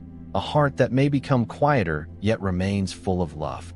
There are elders whose hands tremble and eyes grow dim, yet a single sentence, a single look, a single hand clasp from them can make young people fall silent. Not because they are youthful, but because within them there is a deep acceptance. That acceptance helps those around them feel lighter. Growing old does not make a person ugly. Fighting aging is what makes a person become estranged from themselves. From today, if you feel more tired climbing the stairs, smile and tell yourself that this body is reminding you of impermanence. If you see more hair falling out when you comb, look in the mirror, not to search for the person you used to be, but to say a word of thanks. Thank you to this body that has come with me all the way until today. And then we live not in order to stay young forever, but in order to stay bright. Bright in each wholesome thought, in each loving action, in each word that lifts another person up. When the heart still radiates light, then even if the body is wrinkled, we still shine in our own special way. Impermanence comes to the form body to remind us to return to what does not change, the knowing, awakened mind. If we can live with that mind, then every wrinkle becomes a beautiful mark. Every strand of white hair becomes a flower of understanding, and every slower step becomes a step closer to freedom. There are times when, precisely as we let go of things we once thought were important, our heart becomes wider and lighter. In a life full of hustle, amidst so many voices saying we must have more, be more, hold on more, people keep walking a path with no clear end. We strain ourselves to hold on to our job, our reputation, our money, our relationships, our self-image, as if only by keeping these things we would be at peace. Yet when even a small upheaval comes, like a gust of wind passing through, everything we are trying to grasp can fall away like a dry leaf. The Buddha taught that everything we call mine is impermanent and cannot be held. When conditions are present, it comes. When conditions end, it goes. It sounds simple, but to truly practice it is a long road. Because the instinct of human beings is to keep. The more we love, the more we value, the more we possess, the tighter we cling. We do not want to let go. But precisely when we cling, what we hold on to becomes a burden. Once, a person came to ask a Zen master, "Master, I am very afraid of losing the one I love, losing my job, losing my reputation. How can I keep these things?" The master smiled, lifted a falling leaf in the temple yard, then let it go as lightly as a dragonfly's wing. Do you see? What comes will come, what goes will go. You cannot make that leaf stay on the tree, but you can learn to let it fall with a peaceful heart. Living simply does not mean abandoning everything, but keeping only what is truly necessary, enough to nourish body and mind. For the things we cannot keep, we learn to release them lightly. For the things that are here today, we live fully with them, without haste, without heaviness. We do not need to live in a large house to feel peaceful. We only need a small bright corner to read a book, a window to watch the rain, a simple bowl of rice cooked with love, and that is already abundance. What makes people suffer is not having little, but wanting too much, holding too tightly. It is the same with relationships. Some people come and then go. Some feelings were once very deep, but have now faded. We suffer because we keep clinging to old images, yearning for them to love us as they did in the past, for the relationship to remain forever as it was at the beginning. But if we understand impermanence, we become lighter. We see that every connection is like a river. There are stretches where we flow together and stretches where we branch apart. When we are still walking together, we walk wholeheartedly. When it is time to let go, we let go with love. To live more simply is also to reduce the complicated thoughts in our mind, to worry less about the future, to regret less about the past, to compare ourselves less with others. It is enough just to look and ask, am I more peaceful today than yesterday? Am I living true to my own heart? Am I grateful for what I have right now? That is enough. Then we will discover something very strange. The more we let go, the more space there is for true happiness to come. Not a noisy kind of happiness, but a very simple one. Like an afternoon sitting still listening to the rain, an early morning making a cup of hot tea, a hug with no need for many words, a glance that is enough to understand each other. From today on, if you notice yourself holding on too tightly to something, try pausing and asking yourself, do I really need to keep this? If you are holding on only to satisfy your ego, to avoid being left behind, to be better than others, then perhaps you are carrying an unnecessary stone on your back. But if you hold on out of love, meaning and genuine aliveness, then you hold it with mindfulness, without attachment, without fear of losing it. You do not need to give up everything to live simply. You only need to loosen your attachment to what can never be kept forever. Because everything, from wealth, fame, health, to even the person you love most, rests in the current of impermanence. And we, the ones living in that current, only need to learn how to swim with awareness, not fighting against the flow, not straining to grasp, but floating freely like a leaf, like a drop of water, like a cloud passing over the mountain peak. To live simply is to live lightly, and to live lightly is to know enough and to know how to let go. After all the reflection, what remains is always the question of how to truly live with impermanence, not only to understand it with the mind, but to absorb it with the heart, through every action, every breath, every choice in daily life. If impermanence is the nature of all phenomena, then the only way not to be swept away by it is to live mindfully in every moment. And one of the most direct methods of practice is meditation and mindfulness. Meditative contemplation is not about sitting perfectly still in a flawless posture, but about returning. Returning to yourself to see clearly what is happening, without adding or subtracting, without avoiding. When you sit quietly and do nothing, only observing the breath, you are practicing looking at life with clear eyes, without judgment. You see the breath come and go. No two breaths are the same. Each inhalation and exhalation is an expression of impermanence. Breathing and knowing that you are breathing. That is the first step of mindfulness. Then from the breath, you expand to the body. The left foot touches the ground, you know. The hand lifts the cup, you know. The eyes look up at the sky, you know. A fleeting emotion appears, you know. That knowing is not to interfere or control, but to recognize that everything is changing, nothing stands still. When you walk and are aware of each step, you will notice that your legs are more tired than yesterday, that today's air is cooler than yesterday's, that your heart feels lighter or heavier than yesterday. And right in that seeing, impermanence is no longer something abstract, but a living truth manifesting every single minute. Beginners can practice in very simple ways. Each morning, before rushing into the whirl of work, sit still for 5 minutes. Do nothing, think of nothing grand. Just be fully present with your breath. Breathe in and know you are breathing in. Breathe out and know you are breathing out. If thoughts arise, it is okay. Just gently bring the mind back to the rhythm of the breath, like calling a child who is playing outside to come home for dinner. No scolding, no harshness, just calling them back. While eating, instead of eating and scrolling through your phone, try eating in silence. Feel the smell of the rice, the scent of vegetables, the taste of the soup. Look at the person sitting across from you. Listen to the soft clinking of the spoon on the bowl, and know that this meal will not repeat. The one sharing this meal with you today may not be there tomorrow. Even this body may be weaker or sicker tomorrow. And because of that, each meal is an opportunity to live deeply, not lavishly, but mindfully. When a feeling of anger, sadness, or joy arises, instead of reacting immediately or running away from it, pause and look into it. Where does this feeling come from? What gave birth to it? Where is it located in the body? Will it really last forever? Looking in this way, you see that feelings are like smoke. They appear and then fade. You cannot hold them, nor can you force them. You can only see them and smile gently. I am sad. And this sadness too will pass, just like all the other sadnesses that came before. There are many ways to practice contemplating impermanence, but the essence is still to return to the present moment, to be fully present, to look deeply into change and not cling. Whether you are sweeping the yard, washing dishes, going to the market, or picking up your child, any of these moments can be an opportunity to practice. Because impermanence does not exist only in the meditation hall.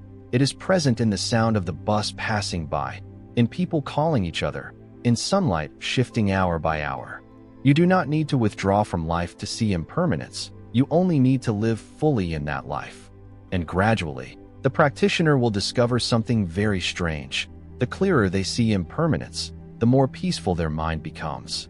Not because they control life, but because they no longer demand it to stand still. They do not need life to go their way to feel at peace. They only need to see clearly that it is changing and that they are present to walk with it. Light as a leaf, deep as a tree's roots. Practicing to observe impermanence is not to turn us into cold people, but to help us know how to love properly. Because we know everything changes, we love without chaining, live without clinging, care without possessing. And that is true freedom. Even when we understand that all things are impermanent, even when we have practiced meditation, mindfulness, and let go piece by piece, when we stand face to face with real loss, our heart still trembles. Understanding is one thing. Living that understanding in reality is another journey, slow, deep, and full of challenges. Sometimes we think we have let go, but with just one sentence, one look, one unexpected goodbye, the ocean of our heart rises again in great waves. The deeper we look into impermanence, the more clearly we see it. But for that very reason, some wounds hurt more the more we touch them. Not everyone can easily accept the truth that the things they love most will one day part. Not everyone can smile in front of what is breaking apart. Sometimes precisely because we understand, it hurts more, because we see the separation coming and still cannot stop it.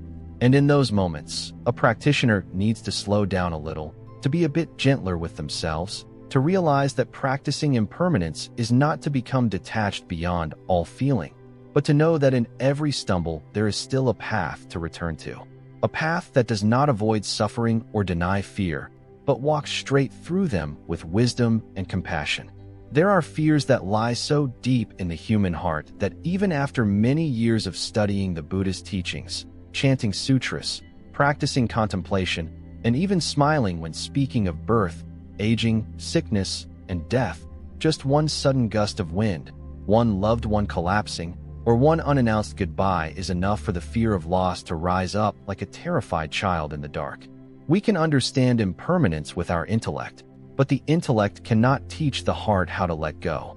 We may have heard and memorized that all conditioned phenomena are impermanent, but when the person we love falls into a storm of illness, when a relationship suddenly breaks without reason, when our hands are clasped tightly and still cannot keep someone from leaving, then all the sutras we have chanted and all the teachings we have heard suddenly feel distant. What remains is only an emptiness in the chest where the image of something we did not want to lose once lived. And in those moments, many people blame themselves. Why am I still suffering after learning the Dharma? Why does my heart still hurt as if cut open when I know I must let go? Why do I still fear the day that person will leave, even though I understand impermanence? But right then, let us be gentle with ourselves, because the fear of losing is a very human part of us. Buddhism does not teach us to become some superhuman being without emotions, but simply invites us to look directly at those emotions with mindfulness and compassion.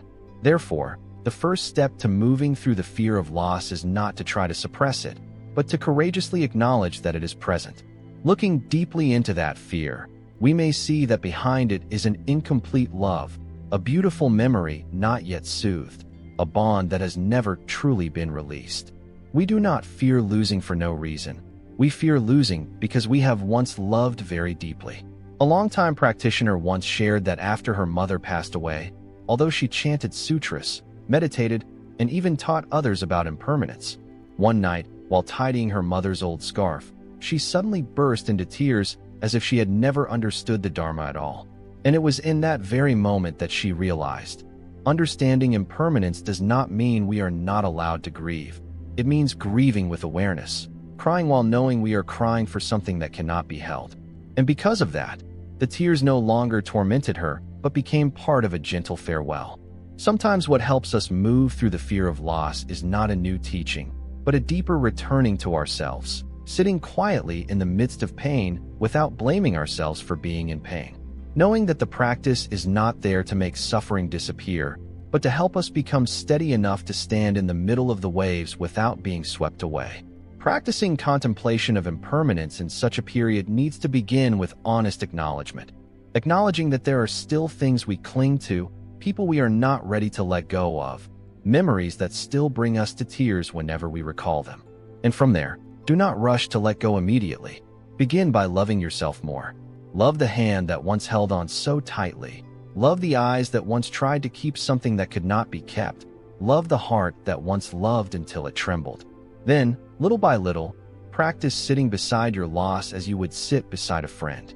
No words, no explanations, no fixing, just presence, just breathing, just silence. And it is precisely that silence that will soothe the heart. Like leaving an open wound in contact with fresh air, it will heal on its own if we do not keep cutting into it with blame or avoidance. One of the methods that helps nourish stability in the fear of loss is loving-kindness meditation, sending compassion to ourselves first. May I be safe and at peace. May I be at ease amidst all change. Then extend it outward. May the one I love be safe and at peace. Whether they are still beside me or not, I will continue to love them with a heart that does not demand conditions. When love no longer depends on the presence of form, the fear of loss gradually dissolves. Because we know that even if that person no longer holds our hand, they still live in every gesture, every word, every grateful breath we keep alive each day. Understanding impermanence, yet still fearing loss, is not a failure. It is simply a part of the path of practice. It is the place where we truly step into the deeper dimension of the Dharma, where the intellect is no longer enough, and only an honest heart can lead the way. And if one day you find yourself afraid of losing someone once again, please remember, we do not need to become people who never suffer. We only need to become those who know how to hold their suffering with love and mindfulness. Because when that happens, impermanence is no longer something we have to learn. It is something we are already living, moment by moment, in our loving, in our farewells, and in every encounter with fear through eyes that already know how to smile. There are fears that have no clear form, that cannot be named precisely, yet silently follow us from youth to middle age, and then into the years when our hair begins to turn white. Among them, the fear of aging, sickness, and death are the three greatest shadows, like three silent figures walking just behind each of our steps. They do not knock, they do not make a sound, but they are always present in the deepest corner of our consciousness. We fear aging because we do not want to see our bodies change, grow weaker, lose beauty, vitality, and control. We fear sickness because it reminds us that we no longer truly command this body, that just one cell turning the wrong way can send us onto a path with no way back. And we fear death because it appears to be the full stop for everything we have, or at least everything we believe we have. After leaving the palace, the Buddha directly encountered these three scenes: an old person, a sick person, and a dead body. He did not turn away, did not pretend not to see, did not avoid them. He looked at them for a long, long time, very deeply. And from that seeing arose the aspiration to renounce the world and search for a path of liberation. Not a path to escape those realities, but a path to transcend the fear of being bound by them. It is from that insight that we understand. Fear is natural, but without practice, fear becomes a chain. It keeps us from facing the truth, from living fully in the present, from being at ease with what we have. Many people do not dare think about death. They avoid speaking of it, avoid mentioning it, avoid preparing for it. They think doing so will ward off bad luck. But avoidance does not make death disappear. On the contrary, that refusal causes us to live in a constant, subtle anxiety, a low, persistent hum of worry. It may not show on the surface, but it is enough to unsettle our hearts, disturb our sleep, and make our happiness incomplete. There was a meditation student who once shared that every time they went for a health checkup, even just a routine one, they felt uneasy. Even without any symptoms, the moment they walked into the hospital, their heart would tighten and their hands would turn cold. They were afraid that if something was discovered, their life would completely change. The meditation master sat quietly for a while and then said, "What you fear is not illness, but the feeling of losing control, the feeling that this body is no longer yours. But in truth, from the very beginning this body has never been yours. It is only temporarily formed from earth, water, wind, and fire. When the conditions disperse, it returns to those elements. What you can do is live very deeply in each moment while this body is still functioning, still healthy, still able to lift a cup of tea, walk once around the yard, and smile at the ones you love. To go beyond the fear of aging, sickness, and death, we cannot go around it. We must walk straight into it. We must look it in the eye like an old friend. Even though we have not met for a long time, we know we cannot avoid it. We must practice becoming familiar with it little by little, not hurriedly, not forcefully, but also not by running away. One effective practice is contemplation of death, not to become gloomy, but to wake up. We only need to spend a few minutes each day sitting quietly, breathing gently, and imagining that tomorrow we will not wake up. Who is the first person we want to say thank you to? Who is the person we need to apologize to? What is the thing we have postponed for too long? And if tomorrow never comes, have we lived enough? If we practice this regularly, it will gradually dissolve the mist of fear. We no longer live in the illusion of immortality, nor do we let death control every decision. We simply live like someone strolling through a garden, knowing that evening will fall, so we enjoy every step, every ray of light, every breeze. Another suggestion is to be closer to those who are going through aging, sickness, and dying. Not to bring home more fear, but to take truth itself as a lesson. Taking care of an elderly mother, being beside a sick loved one, quietly sitting next to someone's hospital bed, these are all lessons on impermanence that no words can replace. And it is precisely in those moments that we see growing old is not as frightening as growing old unconsciously. Illness does not hurt as much as resisting it with anger. And death, when looked at with the light of understanding, is no longer a full stop, but a doorway opening into another form of life. Understanding is one thing. No longer being afraid is a whole journey. But as long as we walk it step by step with sincerity and patience, each time we face our fear, we will be less likely to be swallowed up by it. There will come a day when our hair turns a little wider, our back bends a little more, and our breath grows a little shorter, and we no longer startle, but simply smile like someone who has long known that everything is a process. No one can stop it. We can only walk through it with steadiness and peace. There is a very difficult sadness to put into words, and that is when the very person we love most is the one suffering, and we can do nothing to change it. We see our mother growing weaker each day, our father gradually forgetting our name, our life partner becoming more withdrawn than before, our children struggling with things we cannot intervene in. Everything is within our sight, yet beyond our reach. And right in that moment of helplessness, we feel pain even more than the one who is in pain. Because we love them, because we cannot bear it, because we once thought we could protect them from every misfortune, and yet impermanence still arrives in quiet, sometimes cruel forms. We begin to blame ourselves. If only I had done something earlier, if only I had been stricter, more gentle, wise enough to prevent this from happening. But all of those, if only, in the end only make us suffer more without saving anyone.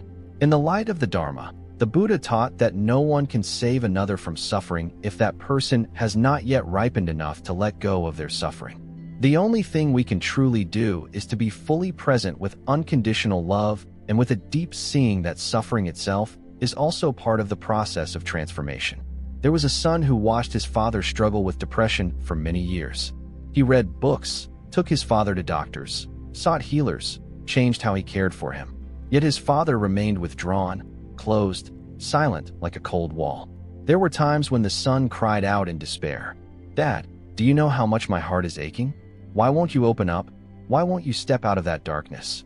And then one day, while attending a retreat, he heard the teacher share, "Sometimes the way we love someone accidentally adds pressure on them. Because we want them to get better quickly, because we cannot bear to see them sad. But sometimes what they really need is just someone to sit beside them without demanding that they be happy, without forcing them to change, simply being there like a tree standing still." From that day on, the son no longer tried to fix his father. He simply came, cooked a meal, sat and ate next to him without offering any comforting words, just being there with a heart full of love, but without pushing. Gradually, his father began to open up, little by little, in the trust that his son was not forcing him to be strong. And from there, the father took his own steps back toward the light. When our loved ones are suffering, we do not need to become saviors, because that only makes them feel like they are a burden.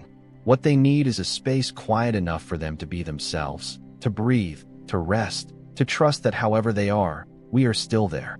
We do not judge, we do not abandon, we do not disappear. If we truly want to help, let us begin by keeping our own mind steady.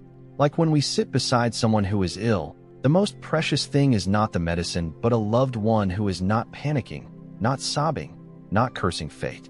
Someone who can hold their hand warmly, sit quietly beside them, and whisper in their heart, "I am here, I understand, I will not leave." Practicing contemplation of impermanence in this situation is not to harden our feelings, but to avoid being dragged to exhaustion by them. To understand that the ones we love are also walking their own karmic path. We cannot walk it for them, but we can light a lamp for them and keep it burning with our patience. And perhaps one day, our loved one will turn around and see that we are still sitting there in peace, not waiting, not forcing. And in that moment, our steadiness will be the gentlest invitation for them to come home. When we see our loved ones suffer and our heart cannot bear it, don't try to push that pain away. Hold it the way you would hold a trembling friend. Say to yourself, "I am suffering too, but I will breathe with this suffering. I will not run away. I will not shut down, and I will love that person with a heart that has learned not to want to control." Because in every kind of pain, what is needed most is not advice, but a presence full of understanding. And if we can do that, then whether our loved one is still beside us or not, whether they have overcome their suffering or not, our love will still be like a quiet stream, never drying up, without conditions, nourishing both hearts in a way the intellect can never measure. People often live as if they had two parallel lives, one life in the past and one life in the future. One half of the mind is stuck in what is already past, in words never spoken, wrong decisions, people who have left. The other half drifts into things that have not yet come, tomorrow's tasks, next year's plans, possibilities that have not happened, uncertainties. And between those two currents, the present, the only place where life is truly happening, is often forgotten. The Buddha once taught that the past is not to be chased after, the future is not to be longed for. Only the present is the field of practice for contemplation. But to actually live in the present is not easy, especially when the mind is used to roaming, used to clinging to what is no longer here or constructing what has not yet come. Each time we sit still, After just a few breaths, we find the mind running back to some old story. Someone's words that hurt us, a missed opportunity, someone we once loved. Or it runs ahead. Will tomorrow be okay? Will work go smoothly? Will my loved ones be safe? Will my health last? The mind runs, then tires, then suffers. The practice of contemplating impermanence here is not to reassure ourselves that everything will be fine, but to see clearly that both past and future do not truly exist. They are only images created by the mind. The past, whether beautiful or painful, has already gone. The future, whether bright or uncertain, has not yet arrived. Only the present moment is truly here. If we regret the past, we can ask, is there anything in the past I can change? If the answer is no, then continuing to torment ourselves only drags us deeper into the dark. It is not wrong to remember, but let us remember with mindfulness, not to drown in it. Let us use memory as a lesson, not as a chain. There was a woman who once shared, "I lost my mother when I was very young. For 15 years, I lived with a sentence I never got to say. I'm sorry, Mom. I carried it like a burden of guilt. But when I learned meditation, my teacher told me to write a letter to my mother. I sat alone in the forest and wrote to her with all my heart, not to beg her forgiveness, but so I could let myself go." From then on, she no longer felt heavy every time she thought of her mother. The memory remained, but it no longer hurt her. It became a motivation to live more deeply and to cherish her current relationships more. As for our worries about the future, the only way not to be swept away by them is to return firmly to the present. Not because the present is always pleasant, but because only here do we have the capacity to transform. If we are worried about work, let us do fully what needs to be done today. If we are worried about our health, let us take good care of body and mind in this very hour. If we are afraid of losing someone, let us love them with all our heart right now. Don't wait. The teacher of an anxious meditator once said, "You're very good at calculating, but how many of the things you calculate actually happen?" "Very few, teacher." "Then how many years have you spent on things that never came?" "Almost all my youth." A worrying mind is part of our survival instinct, but if it is not illuminated by mindfulness, it becomes a habit that pulls us away from life. And the sad thing is that when that future finally comes, we are not fully present enough to live it. A suggested practice here is, each time the mind runs to the past or the future, stop and touch something that is present. It might be a breath, a sensation in the body, the sound of a bird outside the window, a scent in the room. The morning light resting on a loved one's shoulder. Lightly touch that and smile. I am here, not in the past, not in the future, right here in something that is actually happening. When we can live like that, we will see that no matter how painful the past was, it can still be embraced. No matter how unclear the future is, it is no longer frightening. In the present, each minute and each second becomes a fertile field where we can sow seeds of understanding, love, and freedom. Because in the end, we have nothing except this moment. Not tomorrow, not yesterday, only now. And the way we breathe, think, and act will determine all the days to come. After stretches of difficult practice, we begin to realize that impermanence is no longer a frightening concept, but has become a quiet yet honest companion. When we suffer, we see ourselves clinging. When we lose something, we see ourselves collapse. But thanks to the light of the Dharma, step by step we learn not to avoid anymore. We practice looking deeply into suffering, embracing imperfection, and understanding that precisely because nothing lasts forever, we have the chance to live truly. And from there, something begins to grow inside. Not withdrawal or resignation, but a gentle way of walking alongside understanding.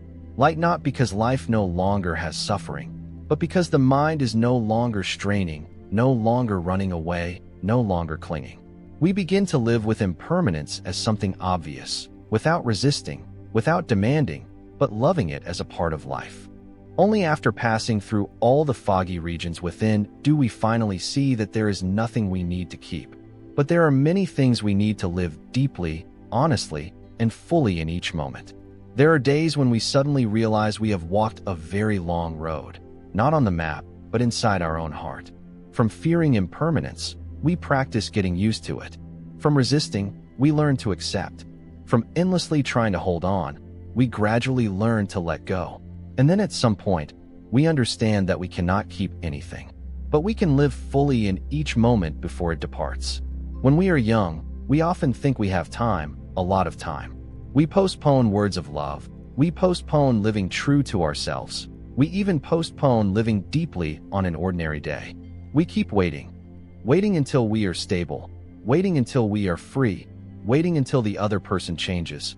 Waiting until we have enough. But impermanence does not wait. And when the things we truly cherish slowly slip from our hands, we suddenly ask ourselves why we did not live fully with them while they were still here.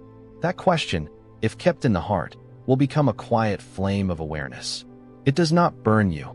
It illuminates you. It reminds you little by little. This time when you hug your mother, hug her a little more tightly. This time when you watch your child sleep, watch a little longer. This time when you sit with a friend, put your phone away. This time when you eat a meal, eat with gratitude that you still have enough conditions to sit here. When you live with that attitude, everything ordinary becomes a sacred ritual. Simple yet bright, quiet yet deep. You do not need to do anything extraordinary to live each moment fully.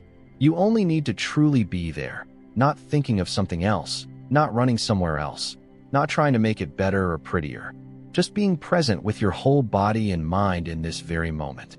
Breathing is also something you can live fully. When you breathe in, you know you are alive. When you breathe out, you smile because you still have the chance to love. You do not need to wait for suffering to come in order to return. You also do not need to wait for a special day to begin. Every day, every hour, every minute is a place to live fully. Someone once asked an elderly monk, "Master, if you knew you would die tomorrow, what would you do today?" The monk replied very gently, "I would do exactly the same as every other day, but with deeper presence. When I drink tea, I will truly feel the warm fragrance. When I walk, I will truly feel each step. When I meet my loved ones, I will look at them with the kindest eyes." That is the art of living fully. Not adding anything, not taking anything away, simply living with total mindfulness, not careless, not superficial. And when you live like that, whether you can keep anything or not, your heart is still complete because you have lived wholeheartedly with it. There was a rainy afternoon when an old woman was walking with her grandchild. The child asked, "Grandma, why do the leaves keep falling, season after season?" The grandmother held the child's hand and softly said, "Because if the leaves never fell, we would not know how precious the days with leaves are. And if you look carefully, you will see that the leaves do not cry when they fall. They fall very lightly, as if they know that falling is also part of living." Those words are simple, yet they contain a great wisdom about impermanence. The fact that we cannot keep anything is not a loss. It is an invitation for us to live more deeply, to love more fully, to leave nothing to regret. And then one day, when someone asks you whether there is anything certain in life, you will smile and not need to answer. Because you yourself will already know there is nothing certain at all. But each time you are alive, you can choose to live truly. And that choice is everything you have, everything you need. The one place impermanence cannot take away. Perhaps nothing has ever made us love someone more deeply than realizing that they will not be with us forever. We do not need to wait for a farewell, a final goodbye, or a sudden death. Just seeing clearly that everything is changing moment by moment, that no one can hold anyone's hand all the way to the end of the road, our love will naturally become quieter, more genuine, and no longer hurried. People often think that impermanence makes us sad, makes feelings fragile, makes life unstable. But in truth, it is precisely because of impermanence that love has such profound meaning. If everything were eternally unchanging and never lost, we would not know how to value each meeting, each afternoon sitting together, each simple question of care. Because we know that the one we love may no longer be here one day, we learn to cherish each moment we have. We listen more carefully, hug a little longer, apologize a little sooner. We say we love each other more often, not out of fear, but because we do not want to miss even a single moment to love fully. A friend once shared that when she was young, she often got angry at her mother over small things. She thought her mother would always be there. But after a time when her mother was hospitalized with a stroke, she realized that life never gives advance notice. Since then, she lived differently. She no longer argued needlessly, no longer waited for holidays to call home, no longer waited until she was free to go back to visit. She said, "I do not love my mother more than before. I just love her more deeply. Because I know that one day I may no longer have the chance to love her. And that love, when steeped in impermanence, becomes more tolerant, gentler, no longer wanting to change the other person, no longer setting conditions, no longer calculating gain and loss in affection. Because we understand that the other person is also changing. They are also going through silent sufferings. Whether they are near or far, they are still a part of the flowing stream of life that cannot be kept for long. To love like that does not mean we no longer feel pain when we part, but that pain no longer carries resentment, regret, or blame. It becomes a gentle sadness accompanied by gratitude, because we once had the chance to walk a part of the road together with that person in full presence. One of the signs of a person living mindfully is that they love without wanting to possess. They quietly accompany others without demanding to be repaid. And they are always fully present because they understand that what is not lived deeply today may never again have a chance tomorrow. Impermanence does not take love away. Impermanence makes love more pure. And then one day, when we look into the eyes of the one we love, whether that is our parents, our life partner, an old friend, or our own child, we will see the light of impermanence very clearly. Not to be sad, but to know that this moment is unique. It does not repeat. It does not last. It cannot be held. It can only be lived fully. And in that fullness, love becomes a silent sutra, needing no chanting, yet echoing forever in the heart. Many people, when they first hear about impermanence, feel their hearts sink. They feel sad, lost, even anxious at the idea that nothing exists forever, that everything will change, leave, and perish. At first hearing, it seems like a denial of the hope for something stable. But if we are willing to sit down quietly, without resisting, without explaining, just to silently look deeply into that movement, we will see something wondrous. Impermanence does not push us into a pit of despair. It wakes us up from a deluded dream. Because nothing lasts forever, we have the chance to begin again. Because nothing stands still, every suffering will also pass. Because nothing can be held forever, we learn to love more fully while we are still together. If life is a river, impermanence is its flow. If life is a piece of music, impermanence is the changing rhythm that creates the sound. Without impermanence, nothing can arise. Without impermanence, there is no chance for transformation. Impermanence, when seen with the eyes of compassion and wisdom, does not make us lose, it makes us awaken. Awaken so that we do not wait until tomorrow to live truthfully. Awaken so that we no longer doubt our own love. Awaken so that we feel grateful for a single intact in-breath and out-breath. Awaken so that we see living as a gift, not something taken for granted. And from that insight, life becomes more complete. Each step is an expression of gratitude. Each glance at another person is a moment of sending thanks. Every rain shower, every early morning, every sunset becomes an opportunity to be truly present, not distracted, not in a hurry.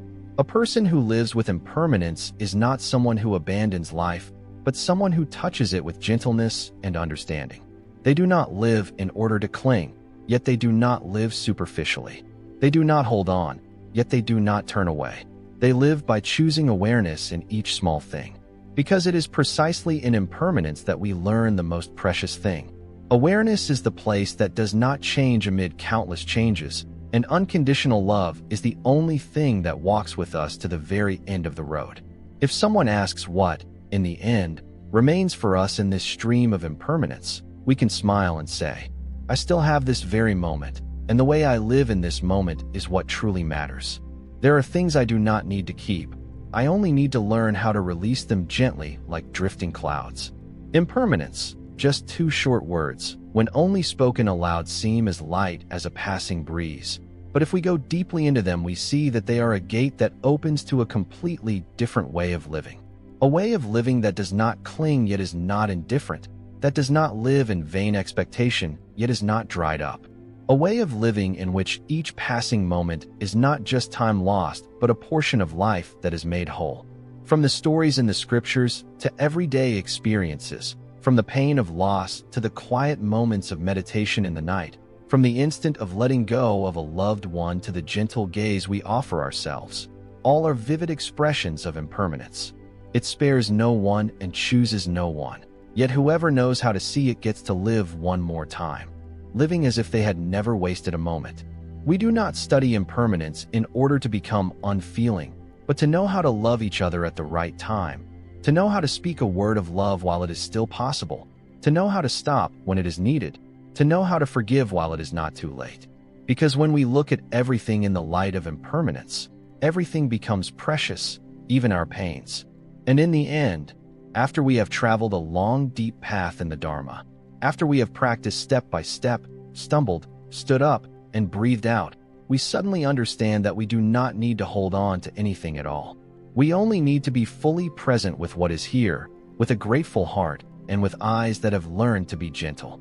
And if we can live like that, then no matter how much life changes, we will still be the one who stands steady in the current. Light like a leaf, firm like the roots of a tree, bright like the last ray of sunlight in the day, not long, but warm enough.